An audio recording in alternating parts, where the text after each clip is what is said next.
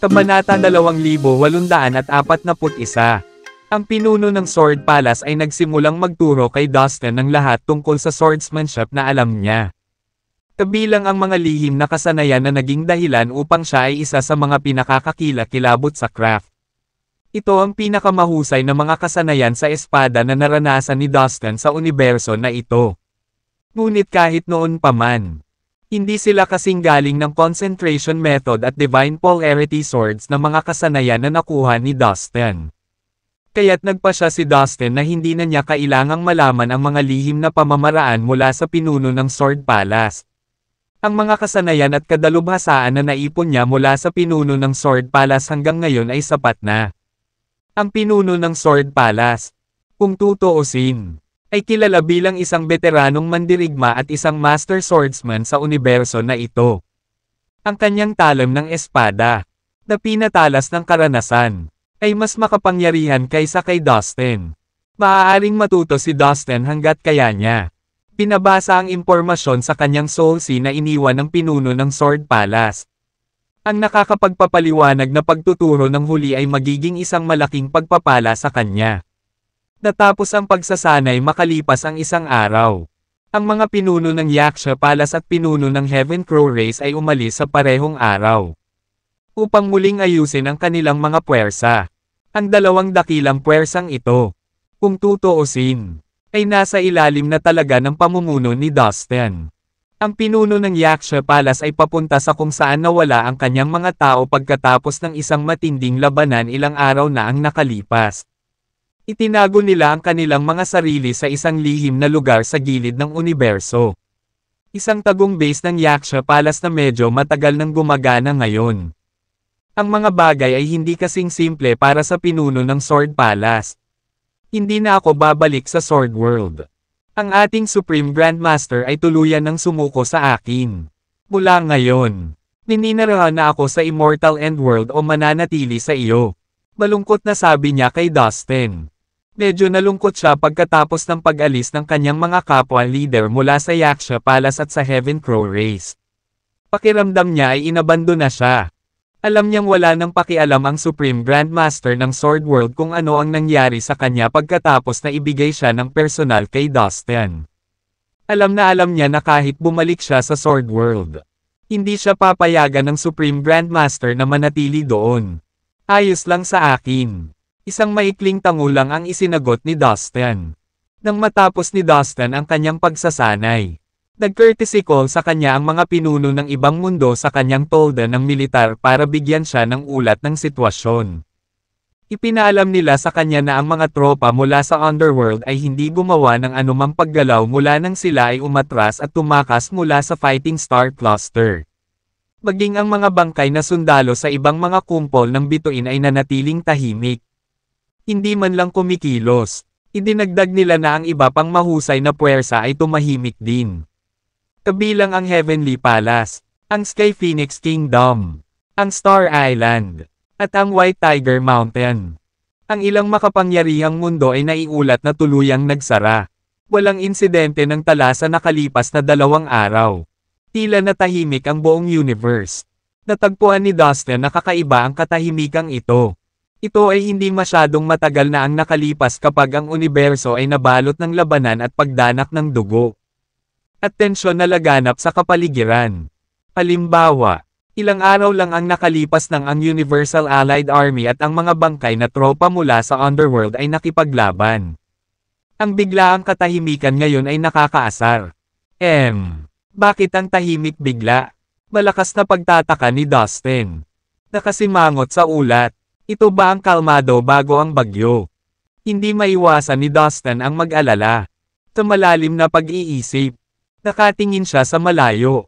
Naiintindihan ni Dustin kung bakit ang Heavenly Palace, ang Sky Phoenix Kingdom, ang Star Island, at ang White Tiger Mountain ay mananatiling mababa ang profile ngayon.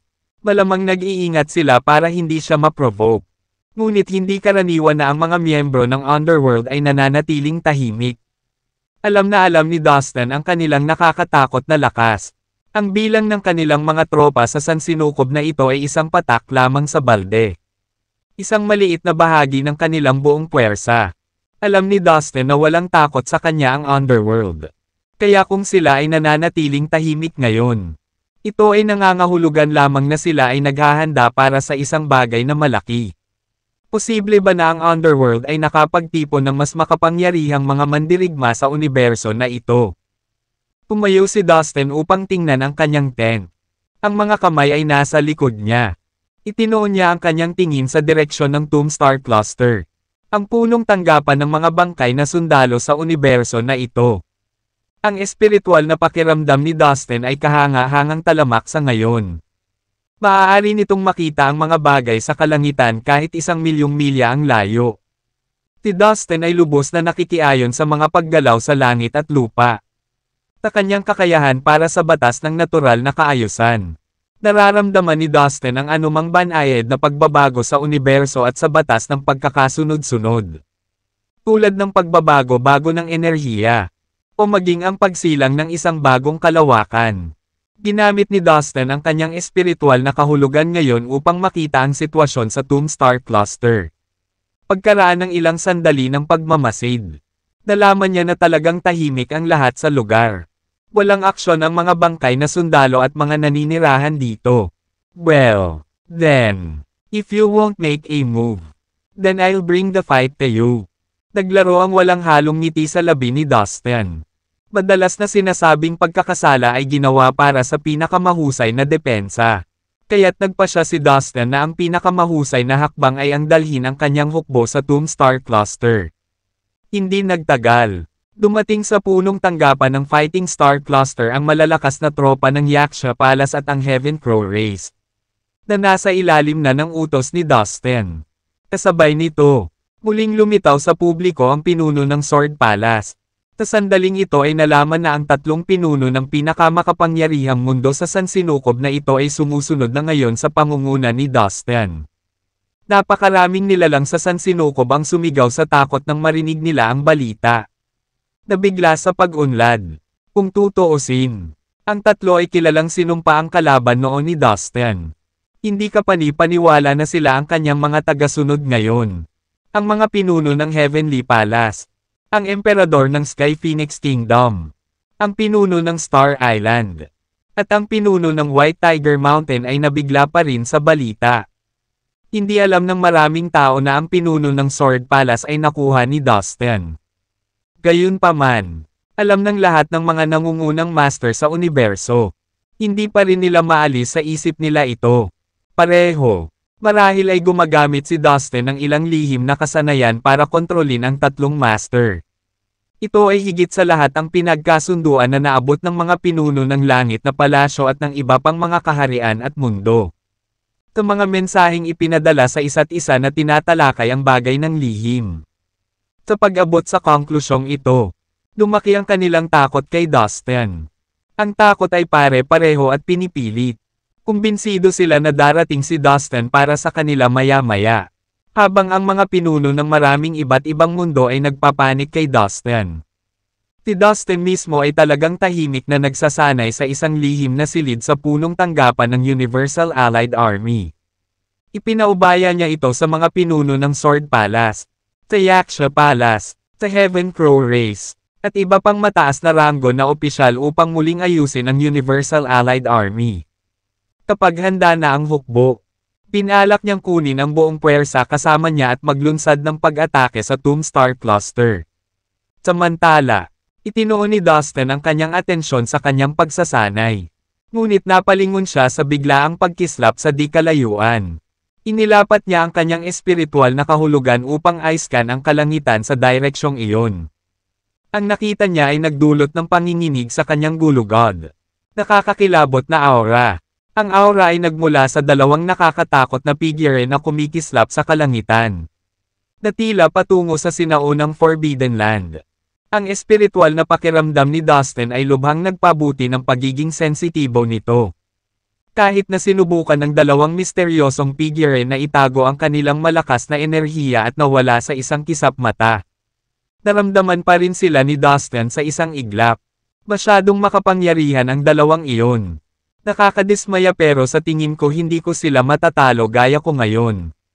Paano magkakaroon ng gayong napakapangit na mga nilalang sa sansinukob na ito? Nagulat at natarante si Dustin at the same time. Dahil nag-aalala siya. Sa wakas ay nagpasya si Dustin na mag-isa na pumunta sa Ancient Forbidden Land. Ang 11 banal na puno at si Prinsesa Gracie ay pawang nananatili sa sinaunang lupain. Sa kanyang mabilis na pag-iisip, nalaman ni Dustin na ang dalawang nakakatakot na figure na ito ay malamang na sumusunod sa kanila. Agad nagpadala ng mensahe si Dustin sa matataas na opisyal ng Immortal End Alliance tulad ng 8 Stone Saints. Ang pinuno ng Sword Palace at ng Yaksha Palace.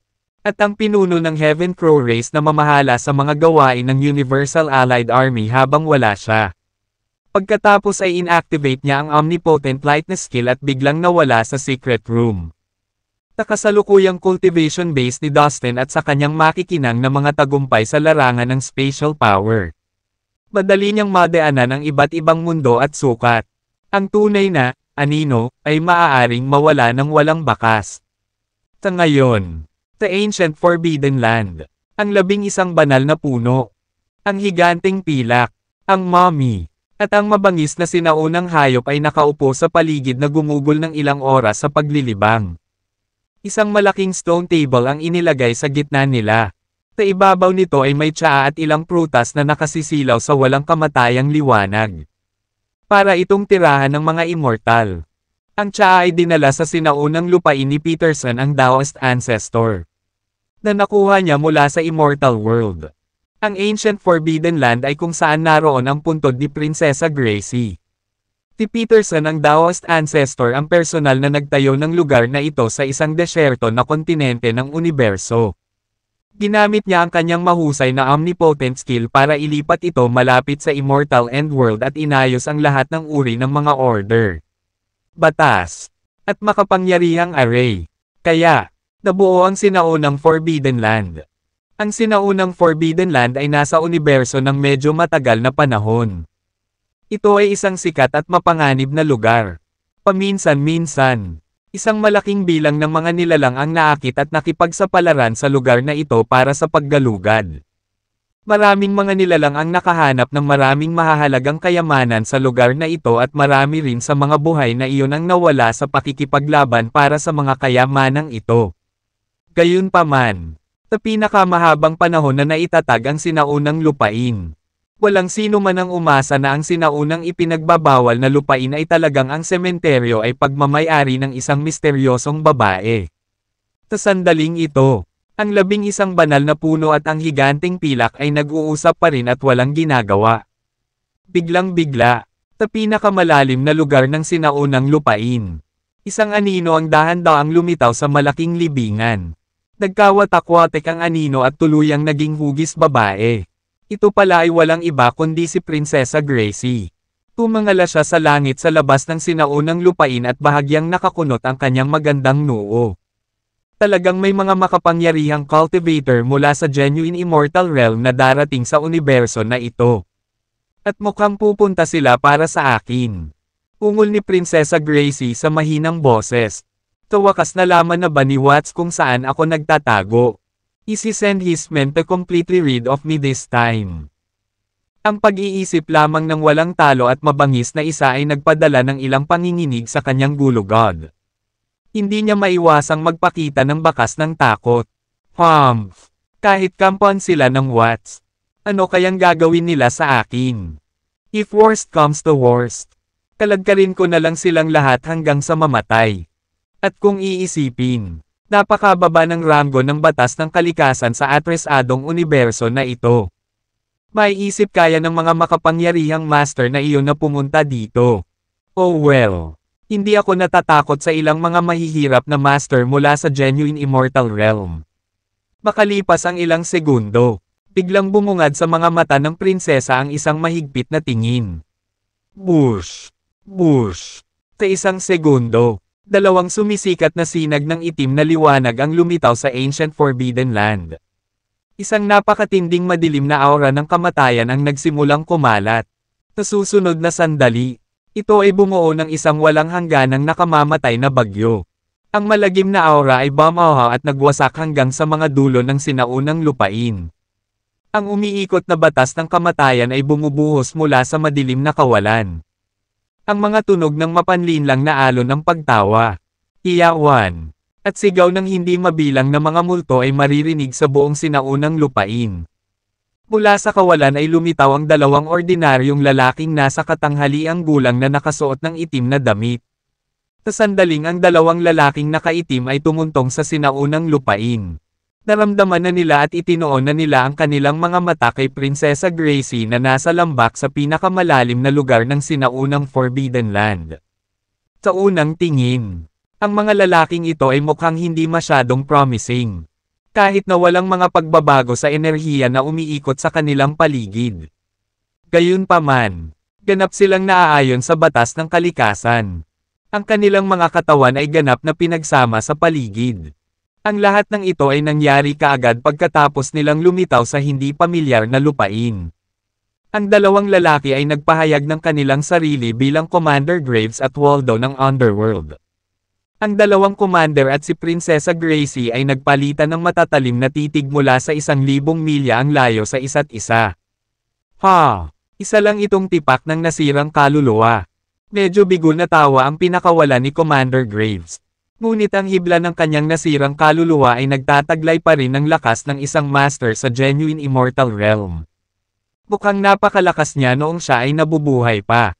Sabihin mo sa akin, sino ka at saan ka nanggaling? At bakit mo inilagay ang sarili mong libingan sa ganitong uri ng lugar? Diretsong tanong ni Commander Waldo sa masayahin ngunit walang galang na tono. Walang reserbasyon at nagpahiwatig pa ng pagiging agresibo habang kinakausap niya si Prinsesa Gracie. Bagamat nakilala niya na si Prinsesa Gracie ay sapat na makapangyarihan upang maging kapantay ng isang genuine immortal realm master. Buo siyang kumpiyansa na matatalo nila siya kung pagsasamahin nilang dalawa ang kanilang kapangyarihan.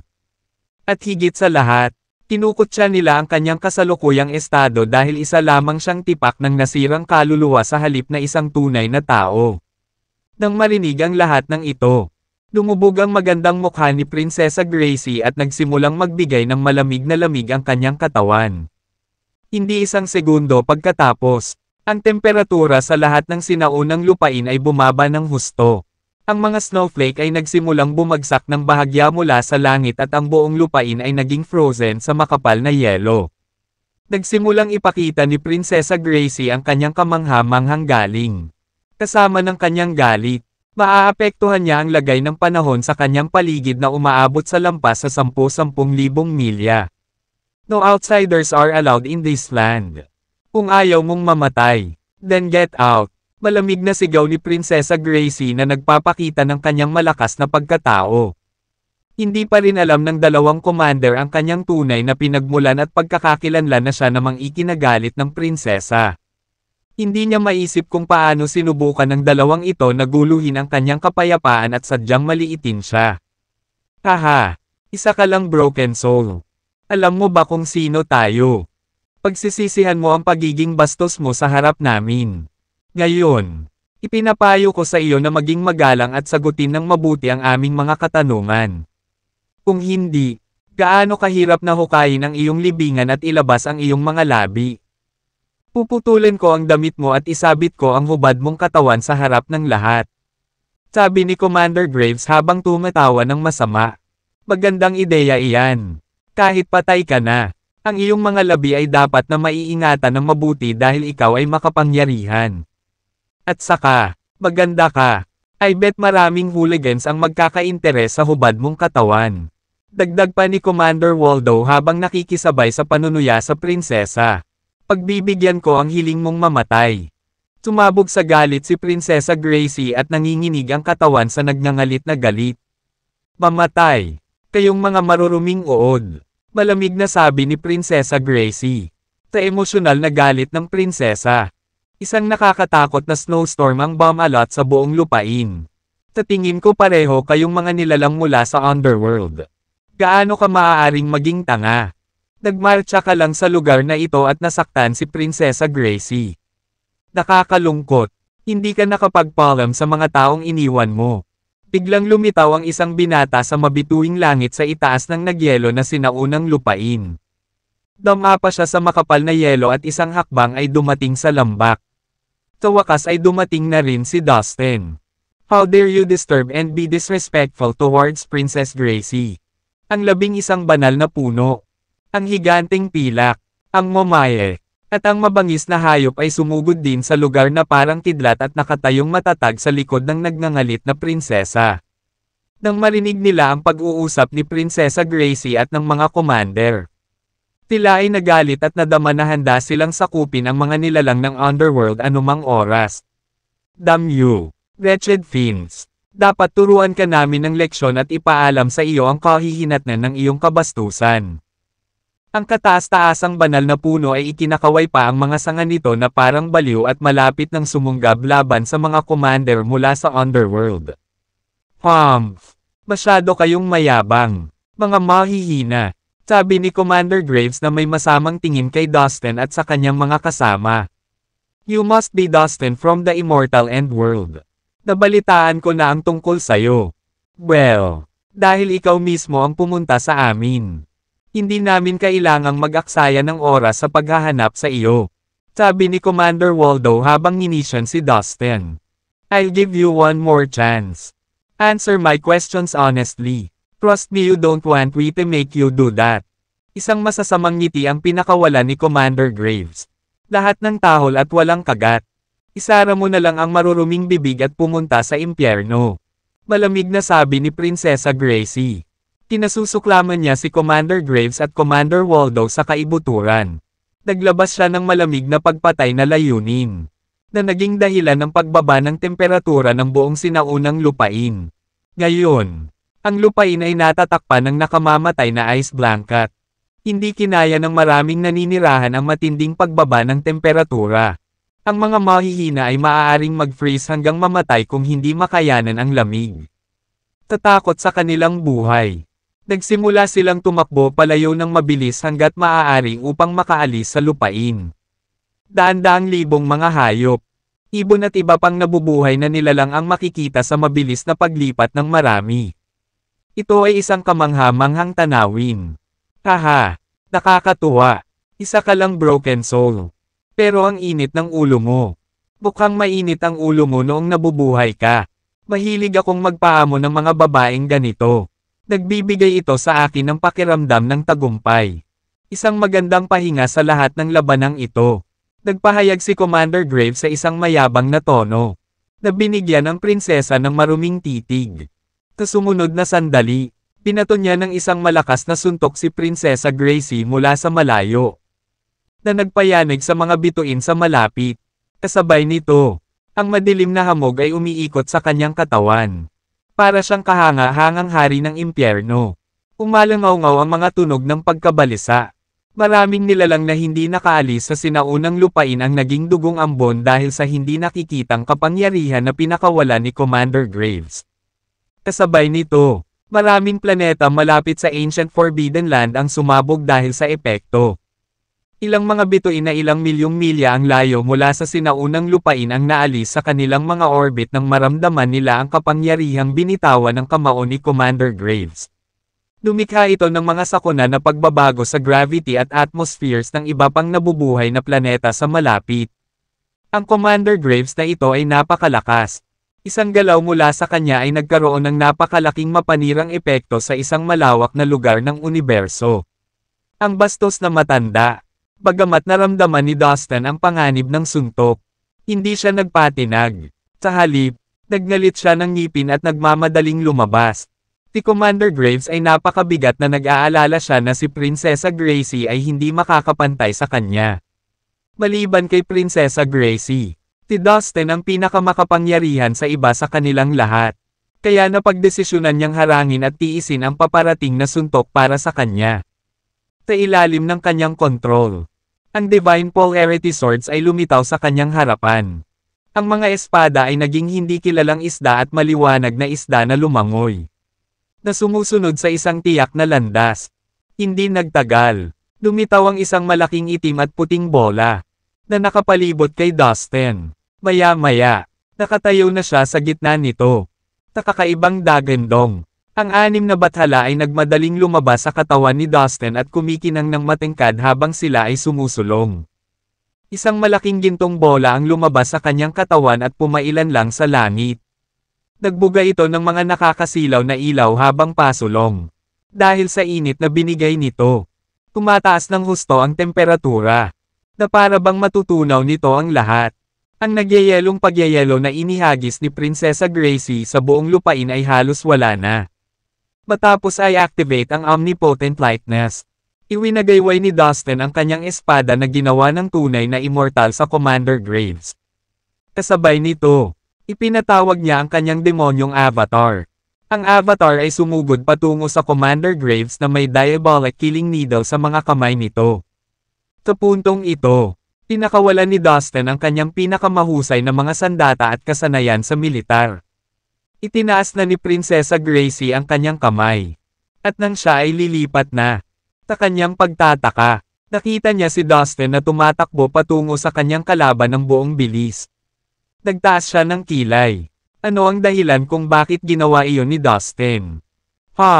Lalong lumakas siya. She murmured. Masasabi niyang mas naging makapangyarihan si Dustin sa huling pagkakataon na nakita niya ito. Naghuhukay ka ng sarili mong libingan. Aba, iniling mo. Malamig na bamantong hininga si Commander Graves na may pang-aalipusta na nakaplaster sa kanyang mukha. Bilang tugon sa paparating na pag-atake, mas lumaki ang kanyang itim na kamao. At ang napakalaking aura na inilabas nito ay gumulong sa kalangitan. Habang umuusad ang kanyang kamao, nanginginig ang buong universo sa sobrang lakas na kanyang pinakawalan. Isang pakiramdam ng malaking panganib ang bumangon sa puso ni Dustin.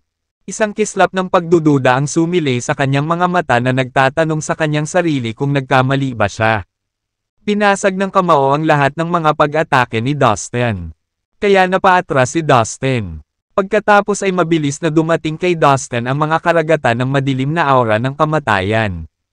Nagawa ni Dustin na pakalmayan ang sarili matapos itapon pabalik sa malayong distansya. Bahagyang tumulo ang dugo sa gilid ng kanyang bibig. Naramdaman din niya ang pag-agos ng dugo sa kanyang dibdib. Nagulat si Dustin. Siya ay masyadong malakas, siya remarked sa loob at gulp. Si Dustin ang pinakamakapangyarihang nilalang sa sansinukob na ito. Gayunpaman, hindi siya nakayanan ni Commander Graves. Ano ang nangyayari? Laking gulat din ni Commander Graves. Hindi siya makapaniwala nang makita niyang nakatayo si Dustin na daan-daang libong milya ang layo at humihinga pa rin. Sandaling nanlaki ang kanyang mga mata ngunit mabilis na pilit na tinatago ang gulat na naramdaman. Isa siyang genuine immortal realm cultivator. Madaling trabaho para sa kanya na kumuha ng 100 magsasaka sa antas ng ninuno ng sekta sa isang welga. Ngunit ngayon, isang binata sa ganoong antas ang nakaligtas sa kanyang suntok. Hindi naman siya masyadong nasaktan maliban sa maliit na bahid ng dugo sa gilid ng bibig niya. Hindi siya makapaniwala sa nangyari. Kawili-wili. Hindi ka taka-taka na kaya mong patayin ang napakaraming lalaki natin. Mayroon ka talagang isang bagay sa iyong manggas. Eto na naman ang suntok. Napakalamig ng boses ni Commander Graves na maaaring makayanan ng ibang tao. Tumalutong na tunog ng kaluskos. Itong itim na espada ang lumabas sa kanyang likuran. Gumawa sila ng parang fan na porma sayon. Ang bawat espada ay sumisipsip ng liwanag na parang black hole. Pagkaraan ng ilang sandali, nagdilim ang buong universo. Maraming bituin ang sumabog at nabasag sa mga malalaking bato ng walang kwentang bato. Come on brat, let's do this. Pagmamalaki ni Commander Graves. He gave off a powerful vibe, which was the opposite of his plain looks. Nagpalabas siya ng maliwanag na ilaw. At naglabas ng itim na aura ng kamatayan. Habang tinatapakan niya ang kanyang paa. Isang malaking black hole ang lumitaw sa ilalim ng kanyang mga paa. Swoosh! Swoosh! Swoosh! Ang pitong itim na espada sa likod ni Commander Graves ay sabay na lumipad patungo kay Dustin. Nakita ni Dustin ang mga espada na papalapit sa kanya. Sa totoo lang, naloko siya ng kanyang espiritual na kahulugan. Ang bilis ng pitong espada ay napakabilis na hindi niya mahuli ng maayos ang kanilang mga galaw kahit na sa kanyang espiritual na kahulugan. Kapag ang isang bagay ay nakamit ang isang tiyak na bilis, ito ay lalabas na mabagal. Ipinaliwanag nito kung bakit naisip ni Dustin na ang mga espada ay gumagalaw ng napakabagal. Sa kabila noon, may kutob si Dustin na nasa panganib ang kanyang buhay. Ang isang pagkakamali ay maaaring masyadong magastos para sa kanya. Walang pag-aaksaya ng oras. Pinakawalan niya ang lahat ng kakayahan sa martial arts na maaari niyang makuha para makayanan ang napipintong pag-atake. Nagpakita siya ng maraming kasanayan sa militar ng sabay-sabay. Nakapagtataka na makita na ang cultivation base ni Dustin ay umabot sa napakataas na antas sa murang edad.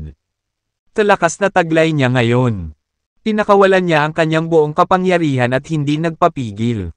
Kagilahilalas at kakilakilabot na mga bagay ang nangyari. Ang sigla ng kanyang dugo ay sumasakop sa buong kalangitan at ang nakakatakot na dami ng enerhiya na kanyang inilabas ay lumundag sa buong mundo. Na nagpainit hanggang sa kaibuturan. Pati ang hindi mabilang na mga bituin ay nanginginig. Palihim na tumango si Prinsesa Gracie at ang dalawang commander ng Underworld. Talagang namangha sila sa kanilang nakita. Nakikita nila na kahit na ang binatang ito ay tila kasing lakas ng isang sekta na ninuno. Madali siyang mas makapangyarihan kaysa sa karamihan ng mga ninuno ng sekta sa buong universo. Nakipagsapalaran sila na siya ay hindi magagapi sa lahat ng mga magsasaka sa parehong antas sa kanya. Sa totoo lang, siya ay talagang isang walang katulad na henyo. Swish! Isang mahabang itim na espada ang sumugod kay Dustin at bumangga sa malabo at matingkad na isda. Dahil dito, nagsimulang manginig ang mga bituin. Ang magkabilang panig ay naglalabas ng walang katapusang dami ng kakilakilabot na aura ng espada. Sa katunayan, ang nagresultang alo ng enerhiya ay napakalakas na sa 5 o 6 na milyong-milyang radyo sa paligid ng larangan ng digmaan. Ang karamihan sa mga planeta ay agad na nawasak sa alikabok. Kahit na ang Ancient Forbidden Land ay kailangang makabuo ng isang defensive technique. Ilang misteryosong rune ang bumangon mula sa lupa upang protektahan ang lugar. Kung hindi dahil sa mga rune na iyon, ang buong lugar ay magiging mga guho. Swish! Ang pangalawang espada ay tumama sa 2 isda. Sa isang malakas na kalabog. Natapon ang 2 isda sa paningin. Swish! Ang pangatlong itim na espada ay tumama kay Dustin ngayon at nagawang itumba sa hangin ang tunay na walang kamatayang antas ng espada sa kanyang kamay. Swish! Direktang dumating kay Dustin ang ika-4 na itim na espada. Unang bumulwak ang dugo. At pagkatapos, na parang slow motion, nagsimulang pumutok ang kanang braso ni Dustin at hindi nagtagal ay sumabog sa ilang piraso. Na naging ulap ng madugong ambon. Kasabay nito, ang ika-5 itim na espada ay sumugod din patungo sa kanya. Nagtatakang napaatras si Dustin sa makapigil hiningang bilis. Ang lakas ng 2 panig sa labanang ito ay napakalayo. Ang agwat sa pagitan ng kanilang mga kakayahan ay halos kasing lapad ng pagitan ng langit at lupa. Si Dustin, na maihahambing sa isang ninuno ng sekta, ay nilinang sa pamamagitan ng paggamit ng kanyang vital energy. Habang ang 2 commander, na nasa genuine immortal realm, ay nilinang sa pamamagitan ng immortal na enerhiya. Sa makatuwid, hindi niya kayang makipagkompetensya sa kanyang 2 kaaway. At anuman ang pagkakaiba sa mga kasanayan sa martial arts, mga diskarte, karanasan, at kapangyarihan ng batas, ang lakas lamang ng isang tunay na immortal ay higit na mas malaki kaysa sa isang sekta na nagsasaka sa antas ng ninuno. 1/4. Ang pagkapanalo sa isang laban ay isang komplikadong kababalaghan. Madalas minsan, kahit na ang ganap na lakas ay maaaring talunin sa pamamagitan ng manipis na karanasan. Ngunit hindi kapag ang magkasalungat na panig ay kasing lakas ng tunay na walang kamatayan. Walang paraan na matatalo ni Dustin ang antas na ito ng kalaban. Nakaramdam ng pananakot. Ang 6 na bathala sa katawan ni Dustin ay nagmadaling lumabas sa kani-kanilang mga lihim na kaharian at isa-isang humarap sa kanya. Nagsasagawa ng kanilang iba't ibang mga lihim na kasanayan. Sila ay umungal at sumugod upang lumaban sa ngalan niya. Ang malaking gininto ang bola sa elixir field ni Dustin ay pumailang lang din sa langit at sumugod sa napakaitim na mahabang espada. Bang! Sa isang malakas na tunog ng pagsabog. Ang marahas na shockwaves ng enerhiya ay dumaan sa fighting area. Para bang isang dagat na binubuo ng purong enerhiya ang nilikha at ngayon ay umuungal at bumubulusok kung saan-saan. Gayunpaman, ang katawan ni Dustin ay dumanas ng marahas na impact.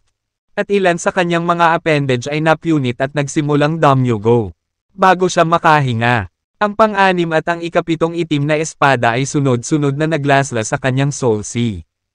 Itinaas ni Dustin ang kanyang ulo. Umuungal nang maramdaman niya ang tiyak na banta ng kamatayan. Sa sandaling iyon, siya ay ganap na wala sa kanyang kapangyarihan. Halos bawat isang onsa ng sumisikat na gininto ang enerhiya ay bumulwak sa kanyang katawan at ngayon ay mas nakasisilaw pa sa araw. Hindi mabilang na mga runes ng kapangyarihan ng batas ang bomb-alot din sa kanyang buong katawan. Ang mga nakasisilaw na kedena ay nahuhulog na parang mga talon mula sa kawalan. Tiksikan, at nakaharang sa langit at lupa. Sa oras na iyon, lumitaw din ang demonyong avatar ni Dustin. Ginamit nito ang mga itim na runes sa ikasampung antas ng World Sealing to Bud Magic. At isang tsunami ng magic rune ang nahulog mula sa langit. Hindi lang iyon. Si Dustin at ang demonyong avatar ay naglalabas din ng lahat ng uri ng kasanayan na maaaring makasakit sa kanilang mga kaaway mula sa lahat ng direksyon. Gayunpaman, ang lahat ng kanilang mga pagsisikap na pinagsama ay hindi pa rin nakaharang sa dalawang itim na espada. Bang! Bang! Sabay-sabay na lumipad si Dustin at ang demonyong avatar. Kailangan nilang mabuhay at ang pananatili dito ay hindi isang opsyon. Sumabog na ang kalahati ng katawan ni Dustin. At ang demonyong avatar ay nawala ang isang braso nito. Ngunit pareho silang buhay na buhay. Nang makita iyon, sabay na napasigaw ang dalawang commander na sina Graves at Waldo sa alarma. Ano ba? Damn! Hindi pwede. Nahirapan na sila ngayon na patayin ang gayong magsasaka sa parehong antas lamang ng isang ninuno ng sekta. Parehong nagulat ang dalawang commander ng Underworld. Nakalaban na nila ang mahigit 1 bilyong magsasaka na tila katumbas ng binatang ito noon. At nagawa na nilang patayin sila ng ganoon lang. Ngunit ang binatang ito sa harap nila ay talagang mahirap pumatay. Wonderful! Namangha ako. Hindi man lang sumagi sa isip ko na sa malayong sulok na ito ng universo. Makakatagpo ako ng isang taong napakatalino. Ang taong ito ay isang ganap na alamat. Sa anumang kaso, gusto kong pumatay ng mga henyo na tulad niya. Dustin, kamalasan mo at nag-cross ang landas natin. May bahid ng kalupitan ang bumungad sa mukha ni Graves pagkatapos ng kanyang unang pagtataka. At dinilaan niya ang sulok ng kanyang bibig. Na para bang nasisiyahan sa masarap na hamon na kanyang natanggap. Tiningnan din ni Prinsesa Gracie si Dustin gamit ang kanyang magagandang mata at tumango bilang pagsang-ayon. Daan-daang libong milya ang layo sa labas ng planeta kung saan naganap ang labanan. Sabay na tumigil sa paggalaw si Dustin at ang kanyang demonyong avatar. Kinailangan nilang bumawi sa kanilang sarili. Ginamit ni Dustin ang Phoenix Nirvana skill at agad na nabawi ang kanyang sirang katawan. Ang demonyong avatar ay walang iba kundi isang uri ng pisikal na extension ni Dustin. Sa makatuwid, nagamit din nito ang parehong kasanayan at direktang nabawi ang katawan nito. Ang Phoenix Nirvana skill ay isang lubhang kapansin-pansin at makapangyarihang lihim na paraan ng pagpapanumbalik. Pinahintulutan nito ang isang magsasaka na maibalik ang kanyang katawan at esensya ng dugo ng napakabilis. Ayon kina Cory at Ferren. Tinabi ng alamat na kung maabot ng isa ang pinakamataas na antas ng kasanayang ito, magkakaroon siya ng isang walang kamatayang katawan. Bagamat hindi nilinang ni Dustin ang kasanayan sa ganoong kataas na lawak. Tapat na ang kanyang cultivation para harapin niya ang mga pinsalang mayroon siya sa kasalukuyan. Sa makatuwid, si Dustin at ang mga katawan ng avatar ay nakabawi sa kanilang pinakamataas na estado sa isang iglap. Na parang hindi pa sila nasaktan. Matapos mabawi ang sarili, ginamit niya ang omnipotent lightness. Gumawa ng isang malaking hakbang at agad na dumating sa gilid ng Prinsesa Gracie. Mag-away na naman tayo. Tiningnan niya si Graves na may matinding fighting will. Anak, mukhang pagod ka na sa buhay. Bilang isang tunay na immortal, si Graves ay hindi kailanman na-provoke ng isang magsasaka na tulad nito. Ang hominin na parang siya ay walang iba kundi isang hamak na tulisan sa kalye ay nagalit sa kanya at siya ay sumabog. Huwag mo na lang siyang patayin. Kailangan natin siyang mahuli ng buhay. Kailangan ni Prinsipe Erwin ang kanyang kapangyarihan sa dugo. Kung papatayin natin siya, hindi magiging sariwa ang dugo niya. Paalala ng isa pang commander na si Waldo sa una. You want my blood power? Tingnan natin kung makukuha mo ang mga kamay mo dyan. Nang marinig ni Dustin na gusto nila ang dugo niya ay biglang nanlamig ang mukha niya. Ang mga commander na ito ay hindi makatwirang thuggish ngayon. Sige, bata. Tingnan natin kung makatiis ka pa ng ilang suntok sa akin. Sa isang dagandong, lumapit si Graves. Muling lumitaw sa likuran niya ang 7 itim na espada at walang katapusang corpse miasma ang pumalibot sa kanyang pisikal na katawan. Bago kumilos sa oras na ito, ang mga espada ay nagpadala ng daan-daang milyong matalas na talam na bumubuo ng magaan. Ang mga tila walang talo na talam na ito ay sumugod patungo kay Dustin. Hawak ang tunay na walang kamatayang antas ng espada sa kanyang kamay. Pumakbang pasulong si Dustin at maglulunsad na sana ng pag-atake laban sa kanyang kaaway. Ngunit nagbago ang mga bagay sa sandaling iyon sa ilang kadahilanan. Ha! Ang alam mo lang kung paano mangbuli ng bata. What the hell's wrong with you? Ngumisi si Prinsesa Gracie. Sa susunod na sandali, isang laso na gawa sa puting sutla ang bumaril mula sa kanyang kamay at tumago sa kalangitan. Sa ilalim ng anino nito, naging puti ang buong kalangitan. Pagkatapos, sumugod ito sa Graves. Bang! Bang! Sa sunod-sunod na ingay na sumasabog. Lahat ng 7 mahabang espada ay natamba sa hangin. Ang puting laso ay hindi sumuko sa pagdisarma lamang sa Graves. At nagpatuloy sa pagbalot sa kanyang ulo ngayon. Naramdaman ang nakakatakot na momentum ng puting laso. Nakaramdam ng takot si Graves at agad na nagbago ang kanyang mukha. Parg! Siya ay umungal. Nag-isip ng isang itim na karit sa kanyang kamay. Gamit ang karit, tinadtad niya ang laso at nagawa niyang palayain ang sarili mula sa pagkakabuhol nito. Agad niyang napagtanto na kahit na ang babaeng nasa harapan niya ay isang hibla lamang ng kanyang kaluluwa. Mayroon pa rin itong kakilakilabot na kapangyarihan sa pakikipaglaban. Nakatayo si Waldo sa likod mismo ni Graves. At nagbago rin ang ekspresyon ng mukha niya nang makitang inaatake sila ni Gracie ngayon. Anak, hindi na ako bata. Nakaramdam ng inis si Dustin na tawaging bata. Hindi na siya isang sanggol at ngayon lang ay nagpakita ng napakalaking lakas sa pakikipaglaban. Gayunpaman, pagkatapos ng mapait na ngiti, naunawaan niyang may karapatan si Prinsesa Gracie na tawagin siyang bata. Maaaring siya ay libo-libong taong gulang ng madali. At kahit 1,000,000 taon ay hindi masyadong malayuan. Kaya naman, makatuwiran na maituturing siyang bata lang sa harap niya.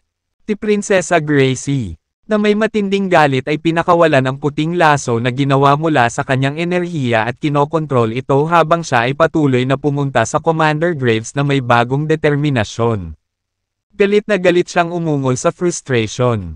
At para maiwasang matamaan, umatras siya, matapos dumugol ng maraming lakas at pagsisikap. Sa wakas ay nakalayo na si Commander Graves mula sa saklaw at saklaw na maaaring saklawin ng nakakasakit na pag-atake na inilunsad ni Prinsesa Gracie.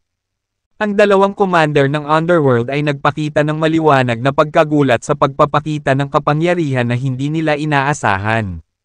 Napilitan si Commander Graves na umatras at iwasang harapin ang babaeng labis nilang minamaliit. Malinaw na dahado siya. Ang lakas niya ng babaeng nasa harapan nila na lampas sa isip nila. Let's attack her together. Kung gagawin natin ito, baka madaig natin siya. Ang mungkahi ni Commander Graves kay Commander Waldo habang nakatitig kay Prinsesa Gracie na may bahid ng takot. Ang mapaglaro at walang pakialam na tingin na nasaksihan sa mukha ni Graves kanina ay tuluyang nawala. Ipapadala ko kayong dalawa sa gumawa sa inyo. Walang kurap na sabi ni Prinsesa Gracie. Siya ay matikas at matikas. Gayunpaman ang ekspresyon sa kanyang mukha ay ganap na kabaligtaran ng kanyang kilos. Nakakatakot at nagbabanta ang kanyang singkit. Malamig at matitigas na mata. Napagpasyahan niyang kunin ang dalawang commander mula sa Underworld. Sa puntong ito, Ang kanyang buong katawan ay naglabas ng isang uri ng nakakatakot na presyon. Swoosh! Swoosh! Swoosh! Ang mga puting laso na nabuo ng isang hindi maipaliwanag na enerhiya ay nagmadaling lumabas sa kanyang maselang katawan na parang talon. Dahil determinado siyang wakasan ang dalawang commander. Ang dalawang commander ng Underworld ay nagpakita ng isang kahanga-hangang kilos habang naghahanda silang protektahan ang kanilang sarili at gumanti. Sa Dagandong, nagbuga ng itim na usok si Commander Waldo at hindi nagtagal ay binalot ng maitim na usok ang buong katawan niya.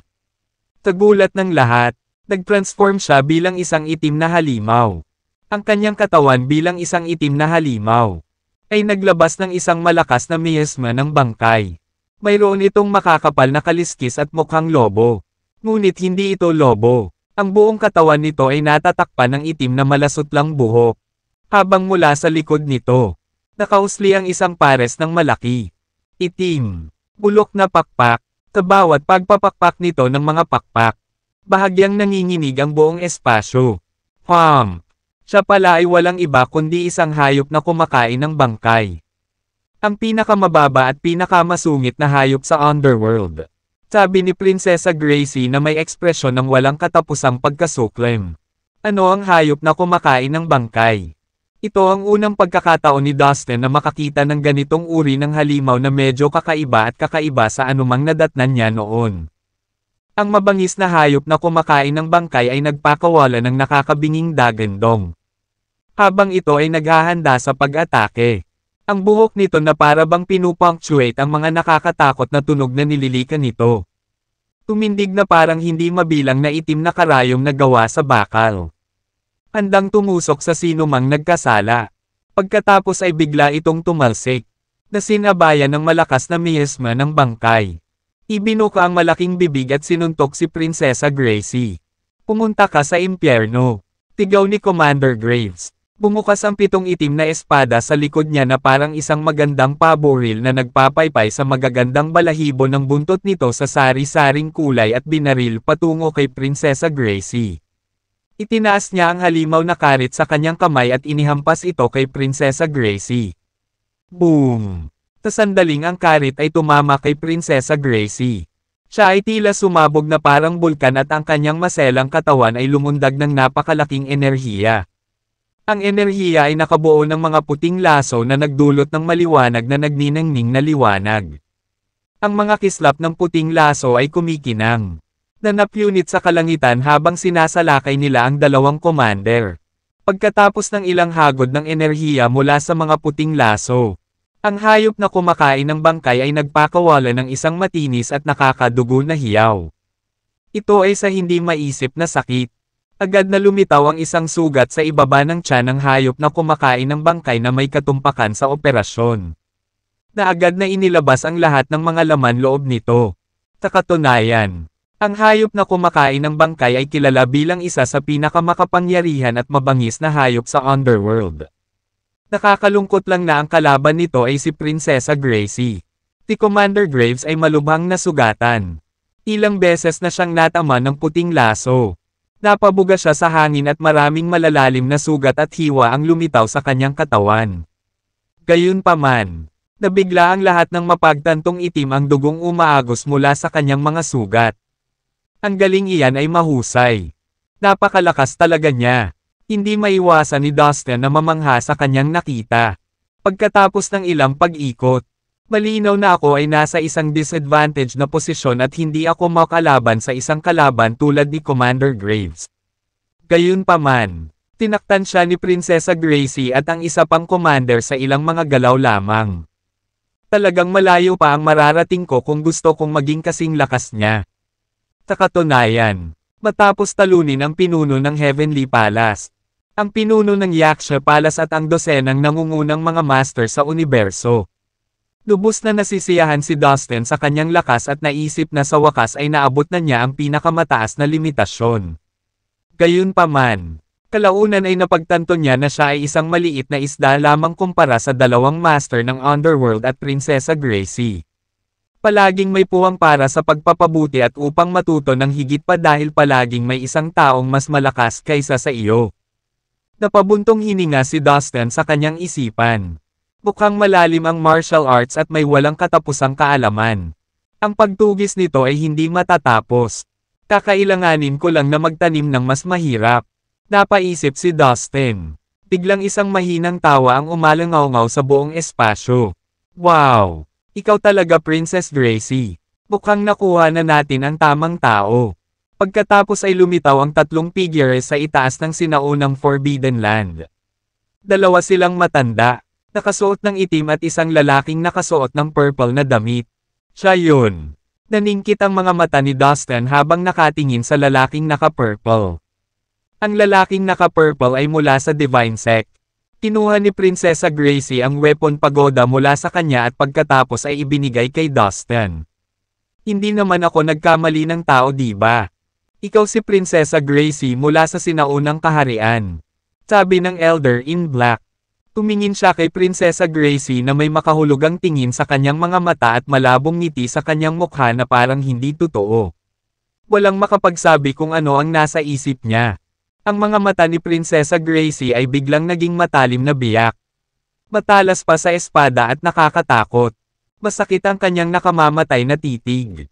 Sa sandaling iyon, sumulong si Prinsesa Gracie na may layuning pumatay. Yung sinabi lang ng matanda ngayon. Baka nabunyag na ang identity ko. Hindi ko sila mabubuhay. Naisip niya. Isang malamig na singhot ang isinagot ni Prinsesa Gracie habang siya ay napuno ng walang hanggan na pangangailangan na tapusin sila mula sa mukha ng sansinukob na ito. Tumakbo siya patungo sa matandang nakaitim na nagsalita. Habang siya ay umuusad. Ang kanyang mga damit ay lumipad. Ang kasanayan sa paggalaw ng katawan na kanyang pinakawalan ay mahiwaga at napakalakas kaya't isang hakbang lang ang ginawa niya upang maabot ang kanyang target. Nang walang anumang salita, kinuyam niya ang kanyang kamao at ibinuhos ang lahat ng kanyang lakas dito. Pagkatapos ay pinakawalan ito at sinuntok ang matanda. Maliit at maislan ang kanyang kamao. Ngunit naglalaman ito ng nakakatakot na enerhiya. Para bang lahat ng enerhiya sa mundo ay natipon dito. Hindi inaasahan ng Elder in Black na magiging napakalakas at makapangyarihan ang atake ni Prinsesa Gracie. Sa galit na galit, buong lakas niyang inindayog ang kamao niya. Sa pagsalubong ng kanyang kamao sa kanyang kaaway. Lumitaw ang mga eskarlata na kaliskis at tinakpan ang kanyang buong braso kasama ang kanyang kamay. Samantala, ang mga pulang ron ay lumabas mula sa kanyang braso na parang apoy. Bang! Nagtama ang kanilang mga kamao. Taglit na tila huminto ang lahat ng oras at espasyo. Lahat ng bagay sa mundo ay nawala sa malayo. At walang ibang mahalaga, kundi ang dalawang kamao. Ilang sandali pa, isang masakit na sigaw ang bumasag sa katahimikan. Ang nakatatandang nakaitim ay nasugatan. Parang nag-slow motion habang sunod-sunod na sumasabog ang maaapoy na pulang kaliskis sa braso niya. At bumubulwak ang dugo niya sa bawat butas na nakanganga at sa wakas ay sumabog ang braso niya. Nahati sa maliliit na piraso na parang mga paputok na napuputungan. Isang pagdiriwang. Nagulat ang lahat. Bagaman si Prinsesa Gracie ay mayroon lamang isang maliit na bahagi ng kanyang espiritual na kaluluwa dito. Siya ay napakalakas pa rin. Ang dalawang matandang lalaki ay parehong nasa genuine immortal realm. Gayunpaman, nasugatan ni Prinsesa Gracie ang isa sa kanila ng isang welga. Masyadong makapangyarihan ang bruhang ito. Kailangan nating magtulungan para talunin siya. Sabi ng nasugatang elder habang mabilis na dumistansya kay Prinsesa Gracie. Habang nagsasalita siya, tumingin siya sa isa pang elder na nakaitim at sa dalawang commander ng Underworld. Tama siya. Masyadong mabagsik at malupit ang babaeng ito para pakitunguhan ng isa-isa.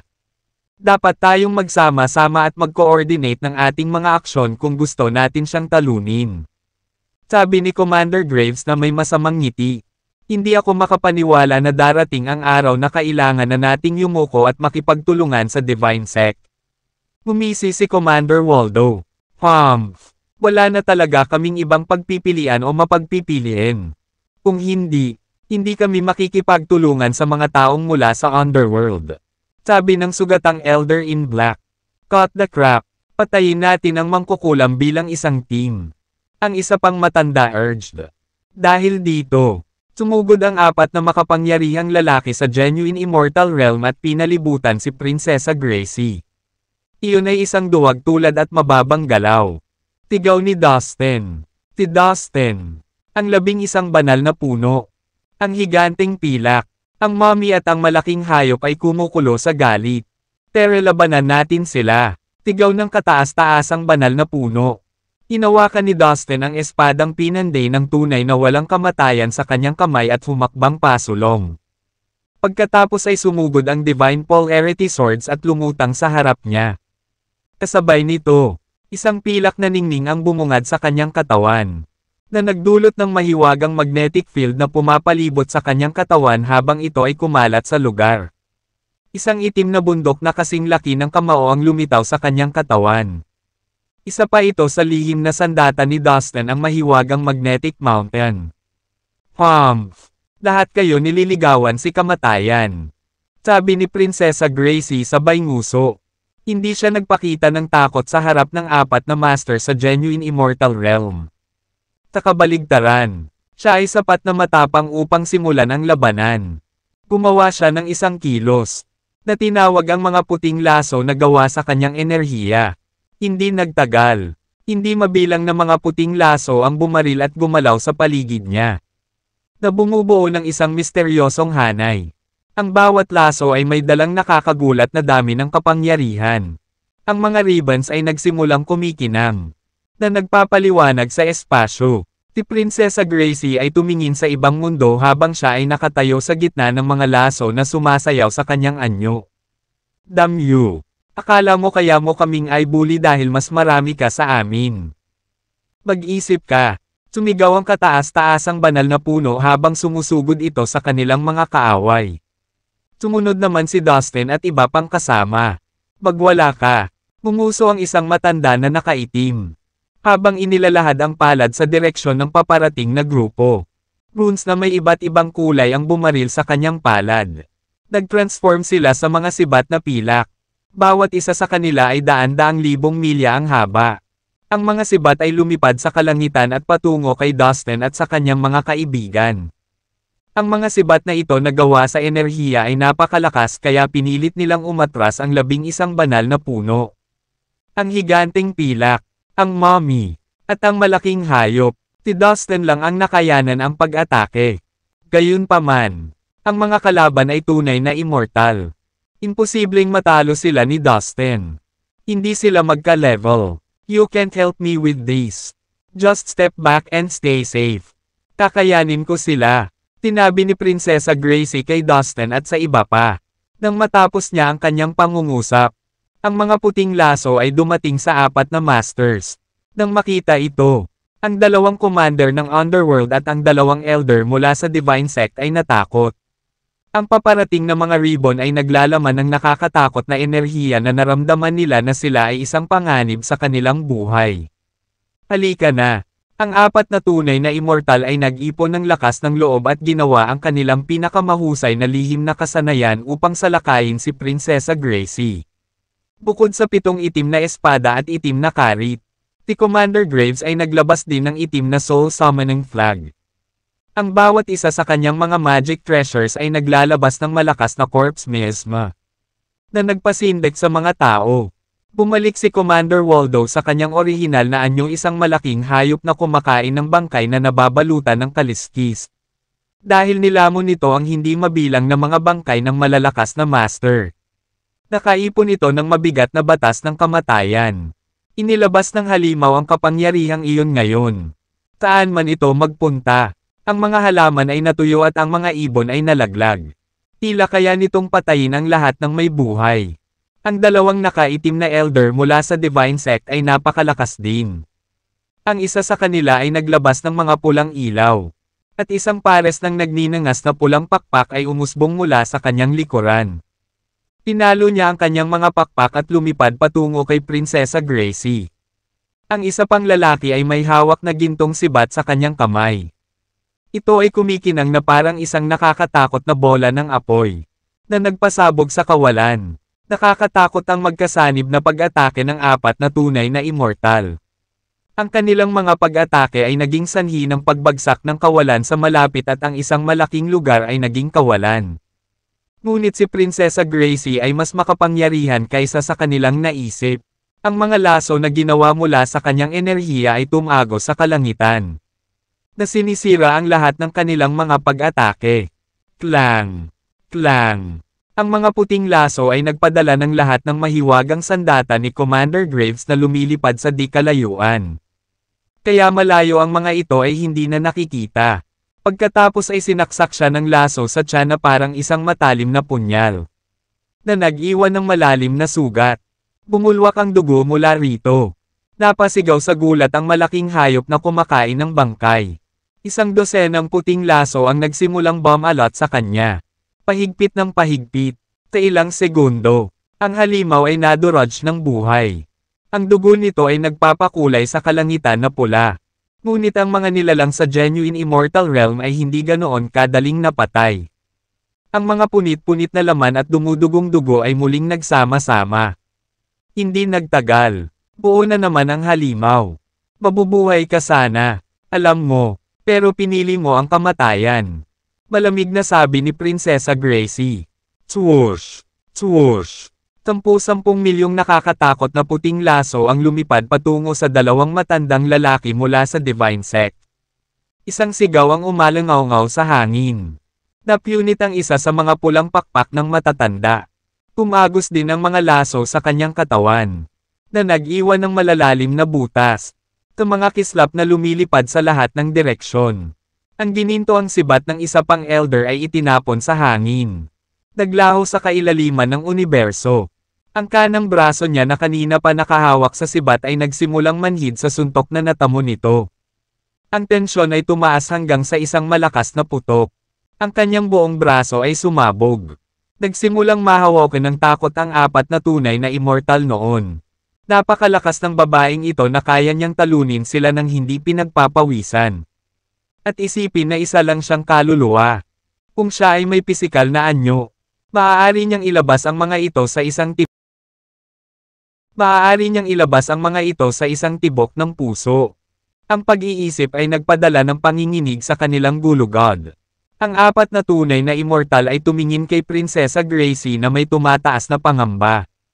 Ang dalawang commander ng Underworld ay mas natakot kaysa sa dalawang elder mula sa Divine Sect. Sila ay nagplano upang hawakan ang babae ng magkasama. Hindi nila akalain na makakalaban niya ito. Mapalad para sa kanila ang dalawang tunay na immortal ng Divine Sect ay narito. Ngunit kahit noon pa man, halos hindi makayanan ng kanilang 4 ang pag-atake. Kung hindi dahil sa dalawang matanda. Ilang daang beses na silang pinatay ngayon. Nabigla rin at na-excite si Dustin sa eksenang nasa harapan niya. Nakakamangha si Prinsesa Gracie. Kaya niyang labanan ang 4 na Panginoon at makakuha ng higit na kapangyarihan. Naisip niya. Ang kanyang isip ay tumatakbo. Ikaw ay dumating ito. Sabi ni Prinsesa Gracie sa 4 na tunay na immortal na may nakamamatay na tingin. Ang kanyang mga damit ay lumipad sa simoy ng hangin, na nagpapakita ng kanyang kaakit-akit na anyo. Ngunit kumilos siya sa isang agresibo, dominanteng paraan na hindi napansin ng mga tao ang kanyang kagandahan sa kanilang takot. Swish! Swish! Swish! 10,000 puting laso ang lumipad sa himpapawid, na sumasakop sa buong kalangitan. Nanlamig na ang dalawang commander ng Underworld. Nagbabaka sakaling tumakas sila. Siya ay masyadong malakas. Hindi natin siya matatalo. Naisip nila. Nagpapanik. Bumalik tayo upang sabihin muna kay Prinsipe Erwin. At hintayin ang kanyang salita. Sabi ni Commander Graves kay Commander Waldo sa pamamagitan ng kanyang espiritual na kahulugan. Tumango si Commander Waldo bilang pagsang-ayon. Umatras ang dalawa sa pagtatangkang makawala. No need to be afraid of her. We came here well prepared. Isang elder mula sa Divine Sect ang nagsabi sa mga commander. Naginulo ang kanilang plano. Huminto ang dalawang commander sa kanilang landas. May pag-aalinlangan silang tumingin sa matandang nakaitim. Ang isa pang elder mula sa Divine Sect ay nanunuya kay Prinsesa Gracie. Nahulaan na namin na baka ikaw ang nakaligtas sa sinaunang kaharian na iyon. Asong babae ka. Alam namin kung paano ka haharapin. Deklare niya. Isinara niya ang kanyang mga kamay. Bang! Nagsimulang manginig ang buong mundo. Nagtipo ng maitim na ulap at umihip ang malakas na hangin. Isang nakakatakot na kapangyarihan ang kumalat. Pagkatapos, isang kulay abong palayok ang nakita at lumutang sa harap ng matanda na kulay abo. Mukhang luma na ito, at nawawala ang isang katlo nito. Tirang palayok iyon. Sa kabila nito, ang palayok ay naglabas ng nakakatakot na aura. Ang lihim na sandata na ito ay sapat na malakas upang patayin ang lahat ng tunay na immortal. I-activate ko ito at gagamitin para atakehin siya. Lahat, tulungan mo ako, sabi ng matanda na nagpatawag ng palayok na may kumpiyansang ngisi. Nagpalitan ng tingin ang dalawang commander. Nagdedebate sa isa't isa sa pamamagitan ng kanilang espiritual na kahulugan. Hindi nagtagal ay napagdesisyonan nilang dalawa. Pumasok na tayo, sabi ni Commander Graves sabay tango. Naghanda siyang ipagpatuloy ang kanyang pag-atake kay Prinsesa Gracie. Iniisip nila ni Commander Waldo na ang mga elder mula sa Divine Sect ay dapat na talagang may gusto sa babae. Kung hindi, hindi sila mag-aaksaya ng ganitong pagsisikap sa kanya. Naisip nila na mayroon siyang ilang mahahalagang kayamanan. Hindi nila gustong palampasin ang anumang pagkakataon. Pinili nilang manatili at makipagtulungan sa matatanda upang makuha ang kanilang bahagi sa mga samsam. You evil bitch! Tatulong nitong Heavenly Majestic Pot. Kahit gaano ka Kaisengit, siguradong mamamatay ka. Tigaw ng matandang tumawag sa kaldero habang nakangisi ito ng mayabang. Oh, ito ang Heavenly Majestic Pot ng Divine Sect. Gaano kalungkot ito. Tirana at pati kaluluwa nito ay humiwalay na sa kaldero. Nakakalungkot na ang kilalang Heavenly Majestic Pot ay nabawasan sa mahirap na estadong ito. Tiningnan ni Prinsesa Gracie ang maliit na kulay abo na palayok gamit ang kanyang magandang mga mata. Tinubukang maging mahinahon, ngunit may bakas ng takot ang makikita sa kanyang mga mata. Nakilala pa rin niya ang husay ng palayok kahit sa kasalukuyang kalagayan nito. Nabasag man ang Heavenly Majestic Pot. Sapat na ang kapangyarihan nito para sirain ka. Tagot naman ng matanda sa itim na damit. Mariin niyang idiniin ang kaldero gamit ang kanyang mga kamay at damaloy ang sumisikat na enerhiya mula sa kanyang katawan patungo sa katawan ng palayok. Isang napakalaking momentum ang lumabas sa palayok. Ang mga pagbabago-bago ng enerhiya ay labis na pinalakas na ang buong universo ay nanginig ng husto. Naramdaman ng lahat ng nilalang sa bawat sulok ng universo ang hindi maipaliwanag na panginginig. Swoosh! Ang orihinal na mga asensya ng enerhiya ng hindi mabilang na mga bituin ay patuloy na kinukuha ng isang mahiwagang puwersa. Ang lahat ng mga essence ay ipinadala sa Ancient Forbidden Land at sa wakas ay hinihigop ng palayok. 10,000 enerhiya ng mga bituin ang bumalot sa buong sinaunang lupain ng nakasisilaw na mga ilaw ng bituin. Para bang ang lupain ay naging dagat ng mga bituin. Nagniningning ng maliwanag sa buong universo. Kahanga-hanga. Ngunit hayaan mo akong makita kung gaano karaming kapangyarihan ang magagamit mo mula sa palayok na iyon. Frustration na sigaw ni Prinsesa Gracie. Pagkatapos ay 10,000 puting laso ang bumulwak sa langit at bumulwak sa palayok sa bilis ng kidlat. Bang! Bang! Bang! 2 quarters. Bahagyang yumanig ang palayok at hinaranggan ang lahat ng atakeng ginawa ng mga laso. I can't hold it by myself. Tulungan mo ako dito. Tigaw ng matandang nakaitim na bitbit ang kaldero sa kasama. Mabilis na kumilos ang isa pang matanda na nakaitim na damit at idiniin ang kanyang mga kamay sa palayok. Hindi nagtagal ay damaloy ang kanyang enerhiya sa palayok na parang mga batis na umaagos sa kaguluhan. Bush! Ang mga nakakabulag na ilaw at malalaking alon ng enerhiya ay pinakawalan mula sa palayok, na nagpapaliwanag sa buong kalangitan sa isang iglap. Swoosh! Isa pang tidal wave ng enerhiya ang lumabas sa palayok. Ang paghampas ng hangin ay lumikha ng ripple sa paligid nito. Para bang anumang oras ay mawawasak ang universo. Bumuhos ang alon ng enerhiya sa kinaroroonan ni Prinsesa Gracie. Naglaho ang espasyo at oras habang lumilipas ang mga ripple. Naging vacuum na nagpadala ng maraming mapangwasak na pagsabog sa dulo. Boom! Boom! Ang mga puting laso ay isa-isang nawasak. Biglang umubo ng dugo si Prinsesa Gracie. Namutla ang mukha niya habang direktang suntok sa enerhiyang inilabas ng kaldero. The Heavenly Majestic Pot deserves its reputation. Tirang palayok lang ito ngayon pero nakakatakot pa rin ang kapangyarihan nito para makapaghatid ng ganitong uri ng nakakabaliw na pinsala. Hindi napigilan ni Prinsesa Gracie ang hindi makapaniwala. Si Dustin, na nakasaksi sa lahat ng nangyari, ay natigilan nang makita si Prinsesa Gracie na nagbubuga ng dugo. Pagkatapos ng lahat, ang kasalukuyang Prinsesa Gracie ay isang labi lamang ng kanyang kaluluwa. Hindi siya makapaniwala na sa estado niya. Kaya pa niyang samuka ng dugo na parang may sariling laman. Mahirap intindihin. Marahil, kapag ang buhay ng isang tao ay umabot na sa kanyang antas, kahit isang hibla ng isang nasirang kaluluwa ay magkakaroon pa rin ng kakayahang kumilos na parang may laman at dugo pa rin ito. Naisip ni Dustin sa kanyang sarili. Ha? Nasaan na ang tiwala mo? Sa tingin mo ba kaya mo pa? Halika na, patayin natin siya. Tumawa ng malakas ang matanda nang makitang hawak ng prinsesa ang mga tuhod nito para tumayo. Let's go. Pretty face, don't forget that you have to fight us too. Tinamantala ng dalawang commander ng Underworld ang pagkakataon at sinunggaban si Prinsesa Gracie. Patayin natin ang babaeng ito nang mabilis at alisan ng takip ang mga sikretong itinatago niya. Nagpadala si Commander Graves ng isang espiritual na kahulugang mensahe kay Commander Waldo. Tama iyan. Mag-strike tayo ngayon para makakuha ng mataas na kamay. Kung hindi, ang 2 taong iyon mula sa Divine Sect ay maaaring makakuha ng lahat ng kredito. Tagot ni Commander Waldo sa kanyang isip.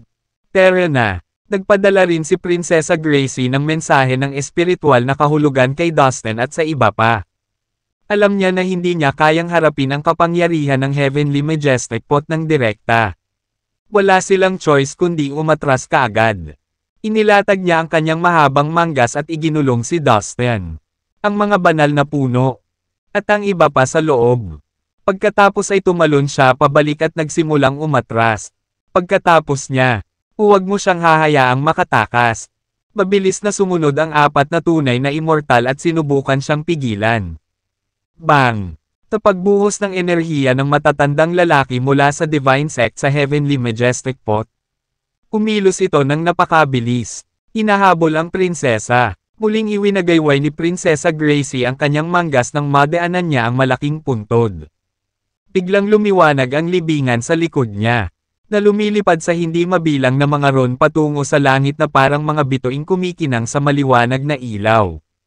Sa susunod na sandali, ang nagniningning na ron ay bumuo ng isang malaking hanay, na pinoprotektahan ang buong libingan at ang lugar sa likod nito. Ibinaba ni Prinsesa Gracie si Dustin at ang iba pa habang nakatayo siya pabalik sa malaking libingan. Tirain mo yan. Ang mga matatandang lalaki mula sa Divine Sect ay muling naglabas ng kanilang enerhiya at na-activate ang Heavenly Majestic Pot. Naglunsad sila ng napakalaking pag-atake ng walang reserbasyon upang sirain ang malaking hanay ng sabay-sabay. Boom! Bumagsak! Isang malakas na ingay ang umalangaw-ngaw sa buong malawak na lambak at ang lupa ay nanginginig na parang mapupunit ang lupa. Ngunit ang hanay ay nakatayong matatag. Gaano man kalakas ang pag-atake ng Heavenly Majestic Pot, ang hanay ay hindi nagpakita ng mga palatandaan ng pagyanig o pinsala. Ang matandang bastard ay mismo ang nagdisenyo ng napakalaking array na ito. Alam ko ito sa pamamagitan lamang ng pagtingin dito. Masyado kang walang muwang kung sa tingin mo ay masisira ang kanyang hanay ng maliliit na fries na katulad mo. Ang kataas-taasang banal na puno ay sumigaw mula sa libingan.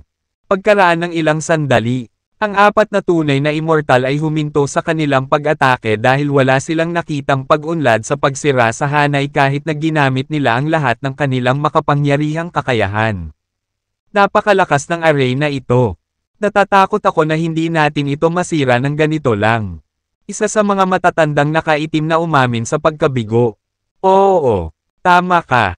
Imposibleng masira ang array na ito ngayon.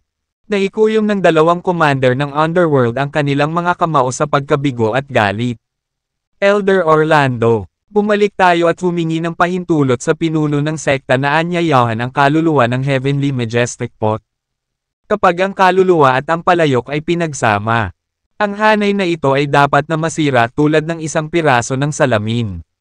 Mungkahi ng unang matanda, ang kaluluwa ni Heavenly Majestic Pot. Seryoso ka ba, Elder Reed? Akala mo ba papayag ang pinuno natin dyan? Sumagot si Elder Orlando sa nanginginig na boses. Ang babaeng ito ay isang inapo ng sinaunang maharlikang pamilya. Maraming makapangyarihang tao sa lahat ng sansinukob ang nagtalaga ng kanilang buong buhay sa paghahanap ng katotohanan sa likod ng pagkawala ng sinaunang kaharian. Alam mo ba kung bakit? Ang gusto lang nila ay matuklasan ang mga mahalagang kayamanan ng sinaunang maharlikang pamilya. Ang sinaunang kaharian ay napakalakas na hinahangaan nito ang lahat ng sansinukob. Ang kaharian ay may mahabang kasaysayan at napakalalim na kultura. Kung nag-e-exist pa sila ngayon, I'm afraid that we of the divine sect would be like insects compared to them. Ngayon, kung may posibilidad na umiral ang ilan sa mga kayamanang iyon, maiisip mo ba kung gaano kalaki ang halaga ng mga bagay na iyon? Ang babaeng ito ang susi. Siya ang magiging pahiwatig na magdadala sa atin sa mga lihim ng sinaunang kaharian. Sa tingin mo ba gustong palampasin ng ating pinuno ang pagkakataong ito? Ipinaliwanag ni Elder Reed kay Elder Orlando. Tama ka. Dapat tayong bumalik at humingi ng opinyon ng pinuno. Nagliwanag ang mga mata ni Elder Orlando. Ang dalawang elder ng Divine Sect ay agad na umalis ng walang salita at agad na nawala mula sa Ancient Forbidden Land. Anong iniisip ng dalawang iyon? Biglang umirap si Commander Waldo. Nataranta ang commander ng Underworld nang makitang umalis na lang ang mga elder ng Divine Sect. Ang Divine Sect at ang Underworld ay hindi kailanman magkasundo. Nakipagtulungan lang sila pansamantala dahil wala silang choice. Hindi ko akalain na ang mga matatandang iyon ay susuko lang sa prinsesa. Alam kong babalik sila para harapin ang babaeng iyon. Tinabi ni Commander Graves kay Commander Waldo sa malambing na boses. Akala ko rin. Mukhang mayroon siyang mga sikreto na talagang nakaakit ng atensyon ng dalawang matandang iyon. Tumango si Commander Waldo bilang pagsang-ayon. Bumalik tayo at tanungin si Prinsipe Erwin kung makakahanap ba siya ng mga magagaling na master o lihim na sandata mula sa Underworld. Makakaharap natin ang babaeng ito mamaya. Iminungkahi ni Commander Graves. Sige, yun ang plano. Tagot ni Commander Waldo. Pagkatapos ay ginamit din ng dalawang commander ang kanilang kakayahan sa paggalaw ng katawan at nawala sa isang iglap. Nakahinga ng maluwag si Dustin at ang iba pa nang makita nilang umalis sa lugar ang apat na tunay na immortal. At least matalino sila. Haha. Tumawa ng malakas ang Supreme Holy Tree. Babalik sila. Mukhang na-reveal na ang identity ko. Napakunot ang noo ni Prinsesa Gracie nang malaman niya ang maaaring kahihinatnan. Naiintindihan niya na siya ay isang taong may mataas na katayuan. Kapag nalantad ang kanyang pagkakakilanlan. Parami ng parami ang mga magsasaka para sa kanya at gugulo sa kanyang kapayapaan. Hindi ligtas dito. Kailangan na nating umalis. Sabi ni Prinsesa Gracie sa tonong nag-aalala. Ang 11 banal na puno. Ang higanteng pilak. Ang mommy. At ang mabangis na hayop ay mukhang nag-aalala pagkatapos nilang marinig si Prinsesa Gracie na magsalita ng ganoon. Alam din nila na masasamang kahihinatnan ang mangyayari kung ang tunay na pagkakakilanlan ni Prinsesa Gracie ay ibunyag sa publiko. Ito ang isang bagay na hindi nila gustong mangyari sa lahat ng paraan. How about this? May alam akong secret place. Prinsesa Gracie, baka pwede kang pumunta doon at magtago pansamantala. Biglang nagbukas ng mungkahi si Sherman. Ito ang Celestial Palace. Bulalas ni Sherman. Napatingin ang lahat dito na nanlalaki ang mata. Naghihintay ng paliwanag. Ayon dito, ang Celestial Palace ang pinakadakilang palasyo na itinayo ni Peterson the Daoist ancestor sa universo na ito. Peterson ay gumugol ng hindi mabilang na mga araw at gabi sa pagbuo nito sa ganap na pagiging perpekto. Bukod dito, sa sandaling na pag-aralan niya ang sikreto ng reincarnation at ang kapangyarihan ng pananampalataya sa Celestial Palace. Nag-set up siya ng isang malaking hanay ng reincarnation sa Celestial Continent. Hanggat aktibo ang hanay ng reincarnation, walang paraan para makapasok ang mga tagalabas sa Celestial Palace. Ang isa pang kamangha-mangha sa loob ng mga hangganan nito ay ang dagat ng mga bituin sa loob ng palasyo. Ang dagat na iyon ay nabuo ng 9 na malinaw na patak ng celestial star water. Maaari nitong ipagtanggol ang palasyo mula sa pag-atake mula sa isang master ng kahit na ang tunay na immortal na antas. Marahil na mas mahalaga kaysa sa alinman sa mga kalasag na ito ay ang espiritual na marka ng kaluluwa ni Peterson, ang Daoist ancestor na nakakabit sa Celestial Palace. O Diyos ko! May espiritual na marka ng kaluluwa ng aking Grandmaster na nakaukit sa palasyo. Nakakahawa ang pananabik sa boses ni Prinsesa Gracie. Noong araw, nakakuha siya ng 9 na patak ng Celestial Star Water mula sa walang hangganang magulong guho. Iniwan ba niya silang lahat sa Celestial Palace?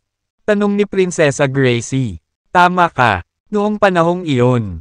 Noong itinatayo ng Daoist ancestor ang Celestial Palace, halos walang ingat niyang inayos ang 9 na patak ng Celestial Star Water sa paligid ng Celestial Continent. Nang maglaon ay ginawa nila ang mga ito sa isang malawak na dagat ng mga bituin.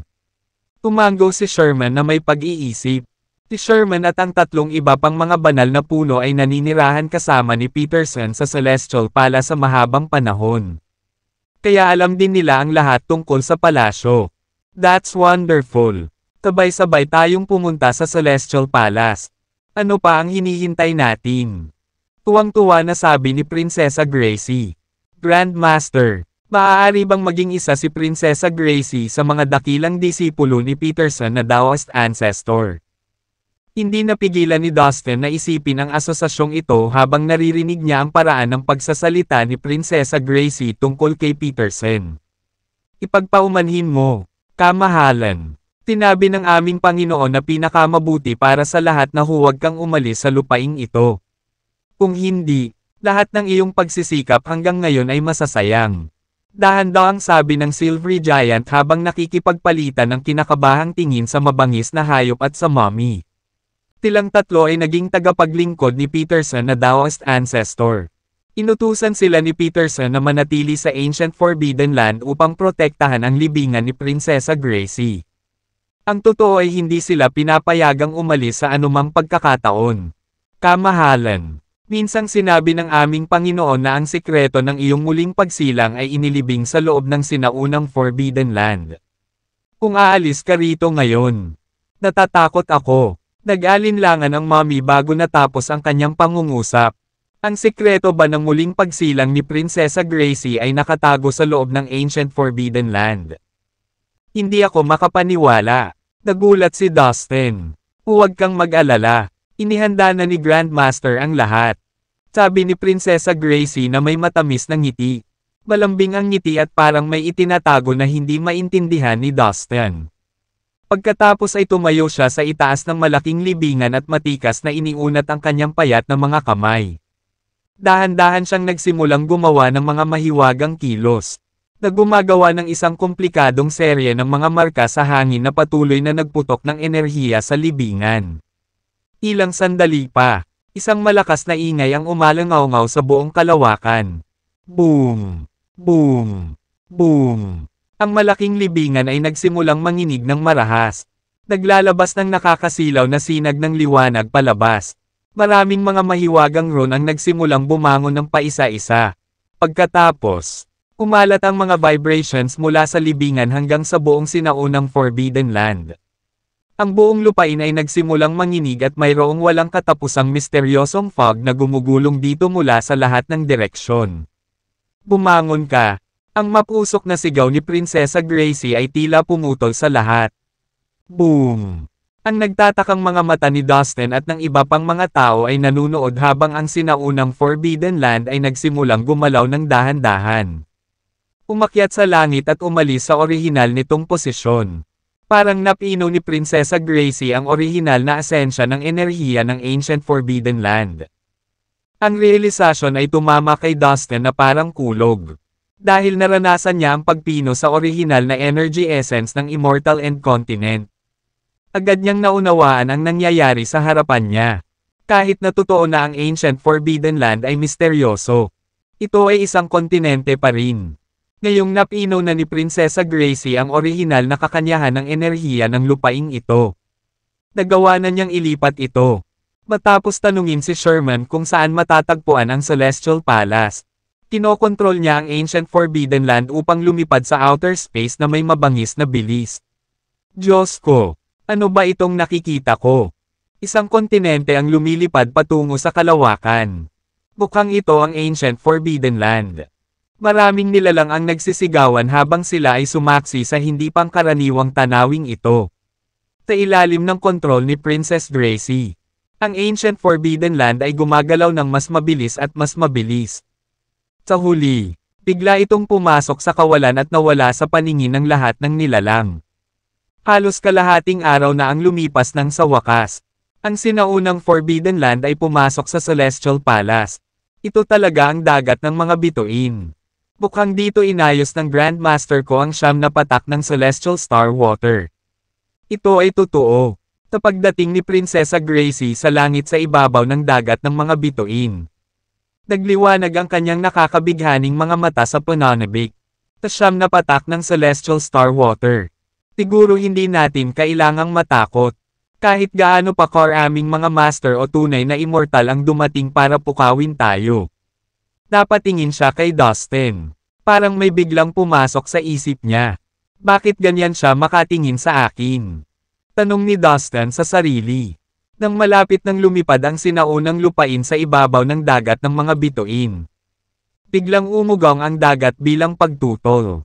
Ang mga alon na mahigit sa daan-daang libong talampakan ang taas ay pumailan lang sa kalangitan, na humaharang sa daan patungo sa sinaunang ipinagbabawal na lupain. Natigilan ang lahat. Huwag kayong matakot, mga master. Let us solve this. Biglang lumabas ang dalawang higanti mula sa likod ng 11 banal na puno. Sila ay walang iba kundi sina Humpty at Dumpty. Humpty, Dumpty. Siguradong may paraan ka para harapin ito dahil matagal ka nang nananatili sa dagat ng mga bituin. Ang 11 banal na puno ay sinabi na may pag-asa. Parehong matulin na tumalon ang mga higanti sa dagat ng mga bituin at tumayo sa dagat. Kaagad, isang malaking bilang ng mga ron ang naglabas sa katawan ng dalawang higanti. Ilang sandali pa, nagsimulang tumahimik ang buong dagat ng mga bituin. Hindi nagtagal.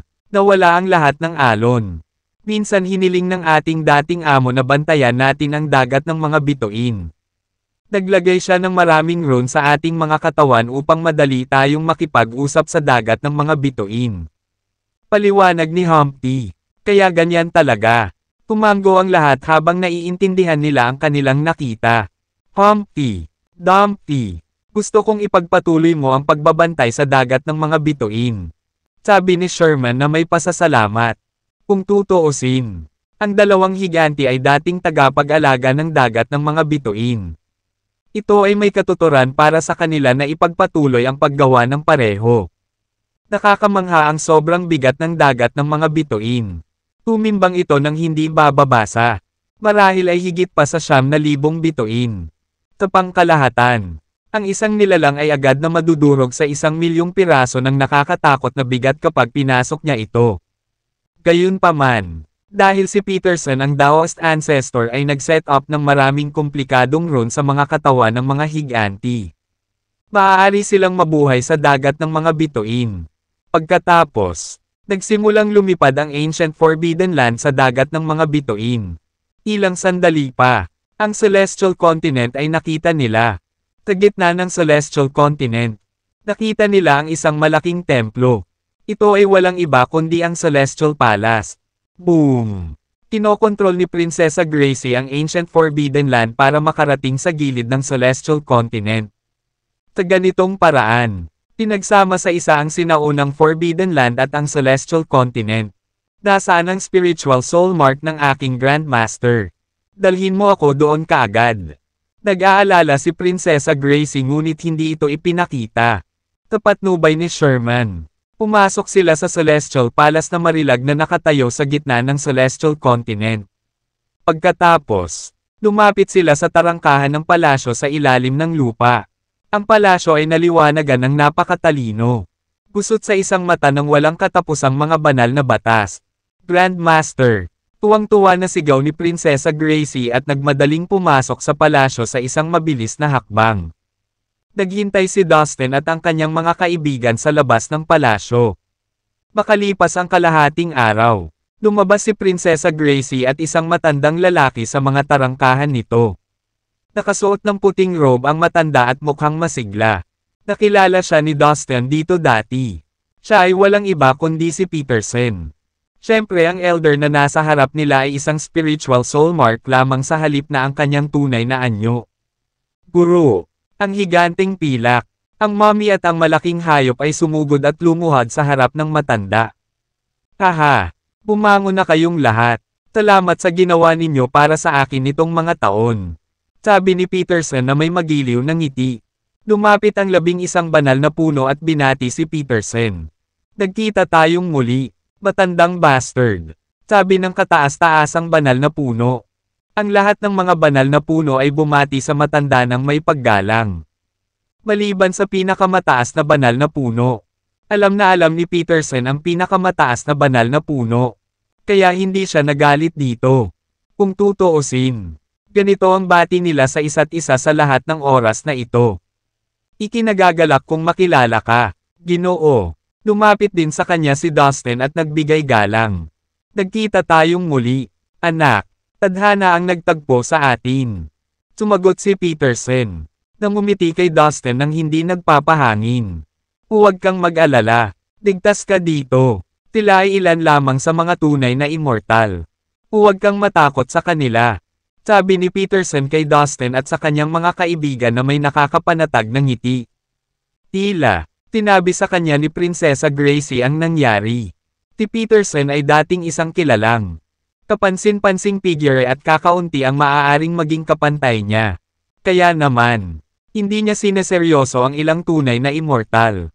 Sa kanya sa kanilang panig. Lahat sila ay nakadama ng tiwala at gumaan. Nagpasya silang manatili sa Celestial Palace. Gayunpaman, may ilang alalahanin si Dustin sa kasalukuyang sitwasyon ng universo. Sa kasalukuyan, 4 na master sa genuine immortal realm ang lumitaw. Sa ganitong paraan, mukhang sasailalim sa ilang pagbabago ang universo. 2 sa mga master ay mula sa underworld at ang 2 pa ay mula sa divine sect. Walang sino man sa universo ang maglalakas loob na maging katugman nila.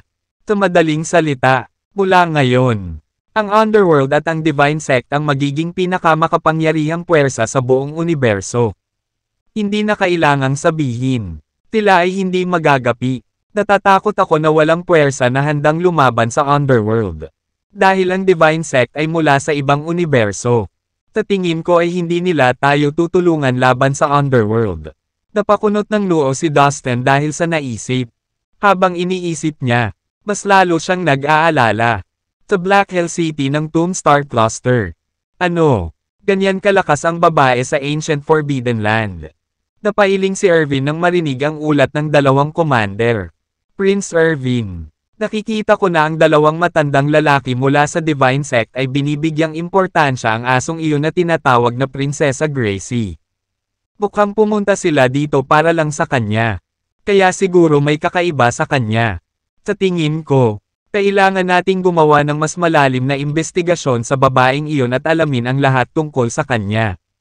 Lalo na ang kanyang background. Sabi ni Commander Graves. Oo, may point ka. Ang mga tao mula sa Divine Sect ay palaging mataas ang tingin sa kanilang sarili. Karaniwan silang naninirahan sa pag-iisa at nagpapanggap ng mga kahanga-hangang master. Maraming tao ang madaling naniniwala sa mga magarbong trick na ipinapakita nila. Ngunit ngayon nagpadala sila ng 2 tunay na immortal dito upang harapin ang kaluluwa ng isang babae. Mukhang importanteng figure ang babaeng iyon. Isang napakahalagang figure. Well, magpapadala ako ng mensahe sa underworld at hihilingin sa Buddha's ear na tingnan ang babaeng iyon. Nakayukong sabi ni Irvin. Kasabay nito, sa kabilang sulok ng universo ay nakatayo ang punong tanggapan ng Divine Sect. Isang holographic figure ang nakatayo sa harap ng sinaunang altar. Ang altar ay nababalot ng nakakasilaw na mga ilaw. Dahil ang figure ay nababalot ng liwanag. Mahirap para sa iba na magkaroon ng malinaw na imahe sa kanya. 2 matatandang nakaitim ang nakatayo sa harap ng altar. Maingat sa kanilang bawat kilos at tinitiyak na sila ay magalang sa lahat ng oras. Sir, nakakapagtakang napakalakas ng babaeng yan. Hindi namin siya kapares. Ang tanging paraan para talunin siya ay gamitin ang kompletong Heavenly Majestic Pot. Sabi ng isa sa mga matatandang nakasuot ng itim na damit. Sige, ngayong sigurado na tayo na siya ay isang maharlikang miyembro ng sinaunang kaharian na iyon. Hindi natin siya basta-basta mapapaalis. Ipinapadala ko sa iyo ang kaluluwa ng Heavenly Majestic Pot. Tumango ang holographic figure bilang pagsang-ayon. Tinuro niya ang espasyo sa harapan niya. Samantala, sa isang lugar sa isa pang malayong sansinukob, ang anino ng isang malaking magic pot ay lumitaw mula sa kailaliman ng isang malawak na lihim na lupain. I need you to head for that backward universe. Isang malakas na boses ang umalangaw-ngaw sa lupain. With all due respect, my lord. Hindi pa po ako tuluyang nakaka-recover. Kung lalaban pa ako, lalala lang ang kalagayan ko. Natatakot ako na baka tuluyan na akong mapahamak. Isang boses ang narinig mula sa loob ng napakalaking palayok. Walang sino man ang mag-iisip na ang isang palayok ay magkakaroon ng sarili nitong kamalayan. Pabayaan ang isang maiintindihan na boses. Hindi iyon magiging problema. Ang mga nilalang sa sansinukob na iyon ay mahina. Walang kilalang ebidensya ng sibilisasyong ito na may kakayahang ipagtanggol ang sarili mula sa panlabas na pananakot. Hindi sila maaaring magdulot ng banta sa iyo. Sino? Makapangyarihan ang babae sa Ancient Forbidden Land. Napailing si Erwin nang marinig ang ulat ng dalawang commander. Prinsipe Erwin. Nakikita ko na ang dalawang matandang lalaki mula sa Divine Sect ay may malaking kahalagahan sa mga asong babae kay Prinsesa Grocie. Mukhang pumunta sila dito para lang sa kanya. Kaya siguro may kakaiba sa kanya. Sa tingin ko, kailangan nating magsagawa ng mas malalim na pagsisiyasat sa iyong babae at alamin ang lahat tungkol sa kanya. Lalo na ang kanyang background. Commander Grovesoid. Oo, may point ka. Ang mga tao mula sa Divine Sect Olwoy ay mataas ang tingin sa kanilang sarili. Sila ay karaniwang naninirahan sa pag-iisa at nagkukunwaring mga masasamang tao. Maraming tao ang lubos na naniniwala sa mga fancy trick na ipinapakita nila. Ngunit ngayon ay nagpadala sila ng dalawang tunay na immortal dito upang puksain ang kaluluwa ng babae. Mukhang nasa importanteng figure si Thoughtwoman. Isang napakahalagang figure. Bueno. Magpapadala ako ng mensahe sa Underworld o sa Eor ni Bodho para tingnan ang babaeng iyon. Pervinsoid with o nod. Sa ilang oras, sa kabilang sulok ng universo ay nakatayo ang mga headquarter ng Divine Sect. Isang holographic figure ang nakatayo sa harap ng sinaunang altar. Ang altar walls ay nababalot ng nakakasilaw na mga ilaw. Dahil ang figure ay nababalot ng liwanag. Napakahirap para sa iba na unawain siya. Dalawang matatandang nakakulong ang nakatayo sa harap ng altar. Buong puso sa kanilang bawat kilos at naninigurado na sila ay gumagalang sa lahat ng panahon. Sir, nakakagulat na napakalakas ng babaeng yun. Wala kaming match para sa kanya. Ang tanging paraan para talunin siya ay gamitin ang kompletong Heavenly Majestic Pot. 3/4. Isa sa mga nakablock na matanda na nakastoted. Sige. Ngayong sigurado na kami na siya ay isang royal na miyembro ng sinaunang kaharian. Hindi na lang namin siya pakakawalan. Ipinapadala ko sa iyo ang kaluluwa ng Heavenly Majestic Pot. Tumango ang holographic figure bilang pagsang-ayon. Tinuro niya ang spell sa harap niya. Samantala, sa isang lugar sa ibang distant universe, ang pakitang tao ng isang malaking magic pot ay lumitaw mula sa kailaliman ng Vast Secret Land. I need you to head for that backward universe. Isang malakas na boses ang lumabas sa land. With all due respect, my lord. Hindi pa po ako tuluyang nakaka-recover. Kung lalaban pa ako, lalala lang ang kalagayan ko. Natatakot ako na baka tuluyan na akong mapahamak. Isang boses ang narinig mula sa loob ng umuusok na palayok. Walang sino man ang mag-iisip na ang palayok ay magkakaroon ng sariling kamalayan. Hayaan ang mag-isa o maunawaan ang boses. Thought won't be a problem. The creatures in Thought Universe or Wayok. Walang alam na ebidensya ng sibilisasyong ito na may kakayahang ipagtanggol ang sarili mula sa pananakot sa labas. Hindi sila naglalagay ng pananakot sa iyo. Maaari mo silang patayin ng walang kahirap-hirap. Baka titiyak ka na hindi lalala ang iyong mga pinsala. Umalangaw-ngaw na naman ang malakas na boses. Maraming master sa sekta natin. Pwede kang pumili kung gaano karami ang kailangan mo at ipadala mo sila doon. Bakit mo ako pinipilit na pumunta doon?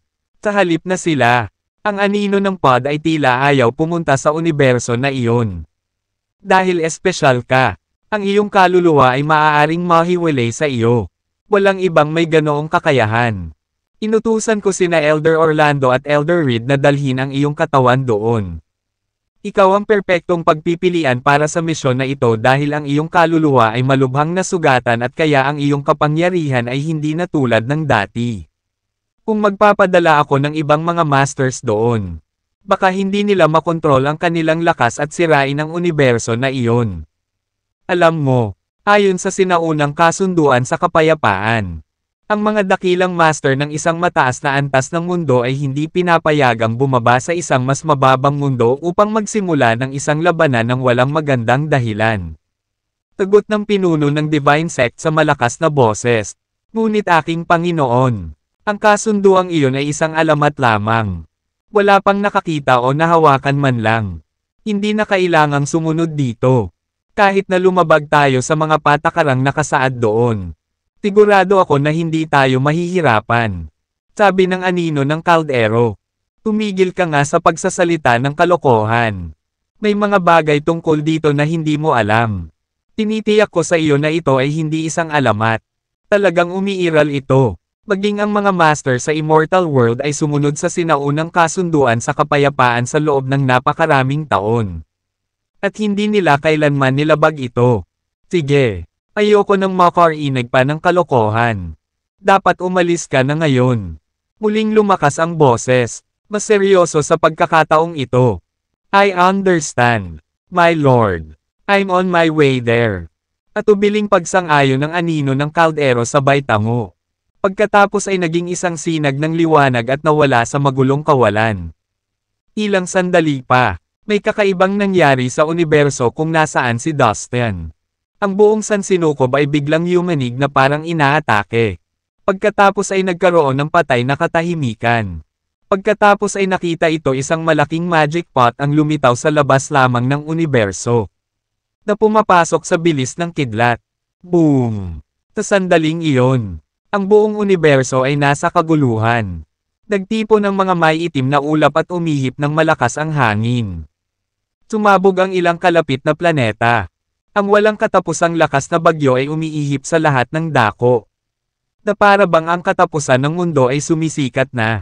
Ang isang bitik ay dahan-daang nagsimulang kumalat hanggang sa nabasag ang mismong espasyo at nakapasok ang malaking palayok. Matagumpay itong nakapasok sa bagong universo. Ito ay malabo sa malawak na mabituing kalangitan habang lumilipad ito bago ito huminto sa kalangitan sa itaas ng punong tanggapan ng Divine Sect. Boom! Nang makarating doon ang malaking palayok, isang sirang gray na palayok na kasing laki ng kamao ang sumugod na parang may nag-trigger. Narito ang aking katawan tulad ng inaasahan ko. Isang mahinang boses ang dumagundong mula sa malaking palayok. Sa pagitan ng isang segundo at ang susunod. Ito ay naging isang stream ng liwanag na ganap na sumanib sa maliit na palayok. Isang matinding liwanag ang nagmula sa maliit na palayok nang ito ay napuno ng espiritu at liwanag. Isang misteryosong aura ang bumabalot sa paligid nito. Pagbati sa Heavenly Majestic Pot. Isang malaking grupo ng mga tao ang nagmamadaling lumabas sa punong tanggapan ng Divine Sect at magalang na yumuko sa narimyo na palayok. Nangunguna sa grupo ang dalawang matandang lalaki na nakasuot ng itim na damit. Sina Elder Orlando at Elder Reed ng Divine Sect. Well, tell me, sino ang gusto mong patayin ko? Dalhin mo ako sa kanila ngayon. Masyadong mahalaga ang oras ko para sayangin. Isang magaan na tinig na tila mas sinaunang sinabi ng mga matatanda mula sa palayok. Ang lahat mula sa Divine Sect ay pamilyar sa palayok pagkatapos nilang marinig ito ng maraming beses. Tinasabi na ang palayok ay isang mahiwagang kayamanan na iniwan ng isang supremo ng sekta ilang siglo na ang nakalilipas. Noon, Ang palayok ay nakipaglaban sa maraming mahihirap na labanan at nakamit ang mga kapansin-pansing merito sa Sect Supremo. Nang maglaon, ito ay naging matalino pagkatapos ng masigasig na paglilinang. Gayunpaman, nang ang Sect Supremo ng Divine Sect ay natalo sa isang epikong labanan, ang kanyang katawan at kaluluwa ay nawasak. Halos masira na rin ang palayok. Pero kahit papaano, nagawa nitong kaladkarin ang sirang katawan sa headquarters. Habang dinidilaan nito ang mga sugat nito sa isang liblib na lugar para gumaling ang mga sugat nito. Nanatiling low profile ito at ilang taon na ang nakalipas mula nang huli itong makita sa publiko. Habang dumarami ang panahon, nawala ang tanyag na katayuan ng palayok mula sa mga ginintoang araw. Marahil ay dahil wala na ang amo nito o dahil hindi nito pinansin ang kaganapang kasalukuyang nangyayari sa paligid nito. Iyon ay sinabi, wala pa ring miyembro ng Divine Sect na maglalakas loob na saktan ito. Yes, sir. Please follow us. Magalang na sagot ng isa sa mga matatanda. Pagkatapos ng pagpapalitan ng makabuluhang tingin sa pagitan ng dalawang matanda, lumipad sila patungo sa Celestial Palace. Alam na nila na ang Ancient Forbidden Land ay wala sa orihinal nitong lugar ngunit tumakas ito sa Celestial Palace. Ang Heavenly Majestic Pot ay hindi nagmamadaling sumunod sa likod ng dalawang matanda. Pagkaalis ng dalawang matanda at ng palayok, nagsimula ang kaguluhan sa loob ng Divine Sect. Well, Dustin, I'll take this opportunity to give you a surprise you'll never forget. Sabi ng isang lalaking naka-purple na may malamig na ngiti. Ang kanyang tingin ay sinanay sa direksyon ng Immortal End World. Ang lalaking ito ang pinuno ng sangay ng Divine Sect sa universo na ito. Ang Weapon Pagoda ay ang kayamanan ng kanyang maingat na pagsisikap sa loob ng maraming taon ngunit ngayon. Ibinulsa ni Dustin ang Magic Treasure. Kumulo ang dugo niya sa paalala nito. Hindi siya sumama sa kanila sa Celestial Palace dahil alam niyang maliit lang siya kumpara sa iba at kung ano man ang maiaambag niya ay walang halaga kahit na pumunta siya doon ng personal. Ready our army. Aalis tayo papuntang Immortal End World. Umalangaw-ngaw ang boses niya habang inilalabas ang order niya. Sa ilang sandali lamang, isang malaking hukbo na pinamumunuan ng lalaking naka-purple ang umalis sa punong tanggapan at nagtungo sa Immortal End World. Sa loob ng hukbo ay higit sa 100 sekta ang mga master level ng ninuno at isang maliit na lasa ng lakas ng sangay na ito. Ang hukbo ay agresibong kumilos sa kalangitan at ang kanilang pinagsamang mga ingay ay nakabibingi kahit na sa mga nasa lupa. Hindi nagtagal at nakapasok sila sa teritoryo ng Immortal End Alliance. Tumigil ka. Sino ka? How dare you be so bold at pumasok sa teritoryo ng Immortal End Alliance? 12 ng mga tropa ng patrol ang lumitaw at hinaranggan ang landas ng hukbo. Dahil nasa teritoryo sila ng Immortal End Alliance, normal lang para sa kanila na makaharap ang mga gwardya na palaging nagpapatrolya sa lugar upang matiyak ang matatag na kalagayan nito. Ilipat. Ang lalaking naka-purple ay malamig na nag-utos sa karamihan ng hukbo ng Divine Sect. Boom! Isang lilang enerhiya ang bumulwak na parang mahabang ilog at agad na nilubog ang tropa ng Immortal End Alliance. Umalangaw-ngaw ang hiyawan ng sunod-sunod na sumabog ang mga patrol sa isang kisap mata. Ang ilan sa kanila ay walang saysay na nagpupumiglas kahit nasa pintuan na sila ng kamatayan. Babala! Mga kalaban sa gate. Isang mensaheng pang-emerhensya ang ipinadala sa kanilang namamatay na hininga sa kanilang espesyal na paraan ng pakikipag-ugnayan. Sa loob lamang ng ilang segundo, natanggap ng lahat ng mundo sa loob ng buong Immortal End Alliance ang mensahe at mabilis na naipadala ang mga emergency na paggalaw. Ang mga master ay sumugod sa mga pakete mula sa bawat mundo. Tumigil ka nga. Sino ka sa tingin mo? How dare you make trouble here in the territory of the Immortal End Alliance? You're courting death. Sunod-sunod na master ang dumating sa gate at ang mga unang dumating ay nagsimulang barilin sila ng mga tanong at babala. Patayin silang lahat. Malamig ang kanyang boses habang binibigay niya ang kanyang utos at nakapatay siyang nakatingin sa lahat ng nakatayo laban sa kanyang hukbo. Tulad ng mga araw na nagpaputok mula sa isang iginuhit na busog. Mahigit 100 mga master ng antas ng ninuno ng sekta ang sumugod mula sa hukbo at naglabas ng kanilang mga ngipin upang patayin ang mga kaaway. Ang mga masters ng sect ancestor level na ito ay may kakilakilabot na kapangyarihan sa pakikipaglaban at parang isang hindi mapigil ang alon na humampa sa kanila. Dahil nagmula sila sa isa pang maunlad na universo. Ang kasanayan sa martial arts na kanilang pinagkadalubhasaan at ang mga pamamaraan ng paglilinang na kanilang isinagawa ay hindi maihahambing at halos hindi maisip. Ang mga ordinaryong master ng Immortal End Alliance ay walang kalaban-laban sa kanila at pinilit silang bumalik o agad na pinatay sa mismong kinatatayuan nila. Dustin. Dapat hindi mo muna inalis ang weapon pagoda ko. Kailangan kong wasakin ang Immortal End World at ang Immortal End Alliance bilang paghihiganti. Hindi ka ba masama ang loob niyan? Sumili ang mapaglarong ngiti sa bibig ng lalaki. Sa isang iglap lang ay sumugod siya at pinalo ng kamao ang isa sa mga master ng kalaban na nabasag sa abo ng dugo bago pa man makapagpasigaw ng sorpresa ang master. BODR Army. We live for the Immortal End World. Nag-echo ang boses niya nang ilabas niya ang order niya. Sa ilang sandali lang, umalis ang Olorg Army sa pangunguna ng Mon in Purple. Sa headquarters at tumungo sa Immortal End World. Sa loob ng army ay higit sa 100 sekta ang isang beses sa antas ng mga mosters o ngunit o mabangong toasty ng lakas ng bronc na ito. Ang army ay mabagsik na gumalaw sa kalangitan at ang kanilang pinagsamang mga ingay ay nagpapalamig kahit na sa mga nasa lupa. Hindi nagtagal ay nakapasok na sila sa teritoryo ng Immortal End Alliance. Paul, sino ka ba? How dare you be so bold at pumasok sa teritoryo ng Immortal End Alliance? 12 ng mga tropang patrol ang hamarang sa path ng army. Dahil sila ay nasa teritoryo ng Immortal End Alliance.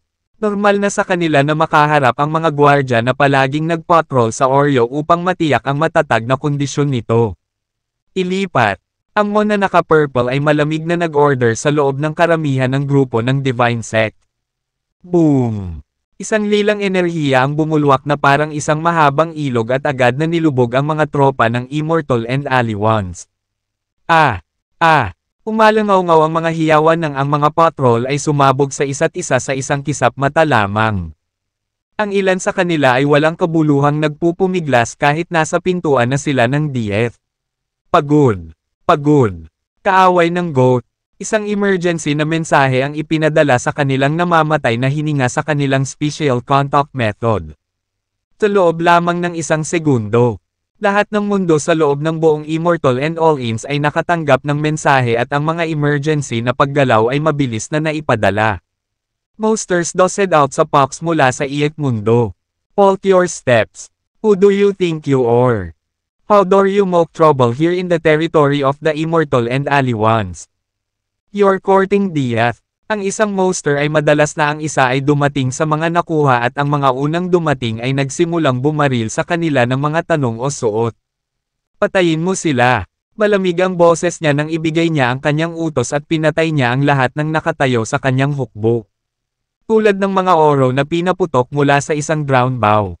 Mahigit 100 mga sekta sa isang antas ng monster ang sumugod para sa salita mula sa army at naiinip ang kanilang mga ngipin upang patayin ang mga kaaway. Ang mga monster na ito ng sekta na minsan ay nasa antas ng nakakatakot na kapangyarihang lumaban at parang sa hindi mapigil ang habi na dumaan sa kanila. Dahil nagmula sila sa ibang galaw na universo. Ang martial arts skill na nakuha nila at ang cultivation method na ginawa nila ay lampas sa compor and boost ni Your Noble. Ang mga ordinaryong monster ng Immortal and Alliance ay hindi match para sa kanila at all o sila ay pinilit na i-back o agad na pinatay sa mismong kinatatayuan nila. Dustin. Hindi mo dapat ibigay ang aking weapon pag-odo sa unang lugar. Gusto kong sirain ang Immortal End World at ang Immortal End Alliance o revenge. Hindi mo ba nararamdaman iyon? Isang mapaglarong ngiti ang sumilay sa bibig ng Mon. Sa isang saglit lang ay sinuntok niya ang isang salita at sinuntok ng kamao ang isa sa mga monster ng kalaban na nabasag ng dugo bago pa man maiyak ang monster sa gulat. Sa loob ng Immortal End World. Nakatanggap din si Kevin ng parehong babala. Bukod dito, Ang mga larawan ng matinding labanan ay patuloy na ipinadala pabalik sa Immortal Endworld. Sa ilalim ng kahilingan ni Kevin. Isang perpektong sistema ng komunikasyon para sa pagpapalitan ng impormasyon ang naset up sa lahat ng mundo sa loob ng Immortal End Alliance. Gamit ang system, ang anumang mundo ay maaaring epektibong magpadala at tumanggap ng mga mensahe mula sa isa't isa, na kinakailangan ng higit pa sa maginhawa. Mukhang galing sila sa Divine Sect. Namutla si Kevin nang mapanood niya ang marahas na fighting images na natanggap niya. Oo, tila na. Ang 8 Stone Saints, na nagkataong kasama ni Kevin, ay malakas na umalangaw-ngaw. Ang lalaking naka-purple, isang branch head ng Divine Sect, ay nagpakita sa publiko ng maraming beses at maraming tao ang nakakita sa kanya noon. Nakakatakot ang kakayahan ng lalaking ito sa pakikipaglaban. Walang sino man sa atin ang makakaharap sa kanya. We're doomed unless Dustin's here. Nag-aalala ang boses ni Kevin habang nakatitig sa lalaking naka-purple. Oo, napakalakas niya. Mas malakas pa sa nakikita natin. 8 banal na bato ang tumango kahit na sikat na sila sa kanyang sage sa digmaan. Kevin racked his brains and then he sent a message to tell all the forces of the Alliance to retreat and avoid conflict against the Divine Sect. Kung hindi, ang kanilang pagkawala ay napakalaki at iyon ang huling bagay na nais nilang makita. Sa sandaling nakarating sa kanila ang mensahe ni Kevin. Agad na sinunggaban ng lahat ng mga amo ang kanilang mga nasasakupan at kinaladkad sila palayo sa hangganan. Lumayo sila sa hukbo ng Divine Sect habang naghihintay sila ng karagdagang tagubilin. Mga duwag, natatakot ka ba sa kamatayan? Darating ito sa iyo. Aalisin muna natin ang Immortal Endworld at pagkatapos ay babalik tayo. Ang lalaking naka-purple ay ngumuso at iwinagayway ang kanyang hukbo pasulong. Gumalaw sila tulad ng isang malaking baha patungo sa Immortal Endworld. Sa kabilang banda, ang lahat ng mga mandirigma sa Immortal Endworld ay nagkakagulo ng walang oras na sayangin. Ibinuhos nila ang kanilang pagsisikap bilang paghahanda upang harapin ang paparating nilang kaaway. Pagkatapos niyang magpadala ng long-distance spiritual sense na mensahe kay Dustin, agad na lumipat si Kevin patungo sa pinakamalalim na magulong void ng Immortal Endworld. Ilang sandali lang, huminto siya sa harap ng isang templo. Ang templo ay kumikinang sa loob ng makapal na puting hamog. Nakasisilaw at nakasisiglang pagkamangha kahit sa malayo. Isang malaking altar ang nakalagay sa loob ng templo. Isang robe na may pattern ng 8 diagram. Isang fly whisk, at isang katugmang dawas na sombrero na inilatag sa altar. Pinuno ng puting ambon ang kawalan na parang natunaw na liwanag ng buwan at nilunod ang 3 bagay sa altar sa ningning nito. Pumasok si Kevin sa templo at yumuko mula sa malayo papunta sa stone table. Biglang bumangon ang robe, ang fly whisk, at ang dawas na sombrero mula sa altar at bumagsak kay Kevin na parang tinatanggap ang kanyang summon. Isinuot niya ang robe, pati na rin ang sombrero, at hinawakan ang fly whisk sa kanyang kamay. Kaagad, ang puwang sa paligid niya ay pumipihit na para bang napilipit ito ng mga alon ng enerhiya ng kakilakilabot na aura na kumalat. Ang ating Immortal Endworld ay hindi na isang lugar para pagtripan. Kumpiyansa na bulong ni Kevin. Lumingon siya at ang kanyang mga damit ay matikas na alloy sa kanya habang siya ay humakbang palabas ng templo.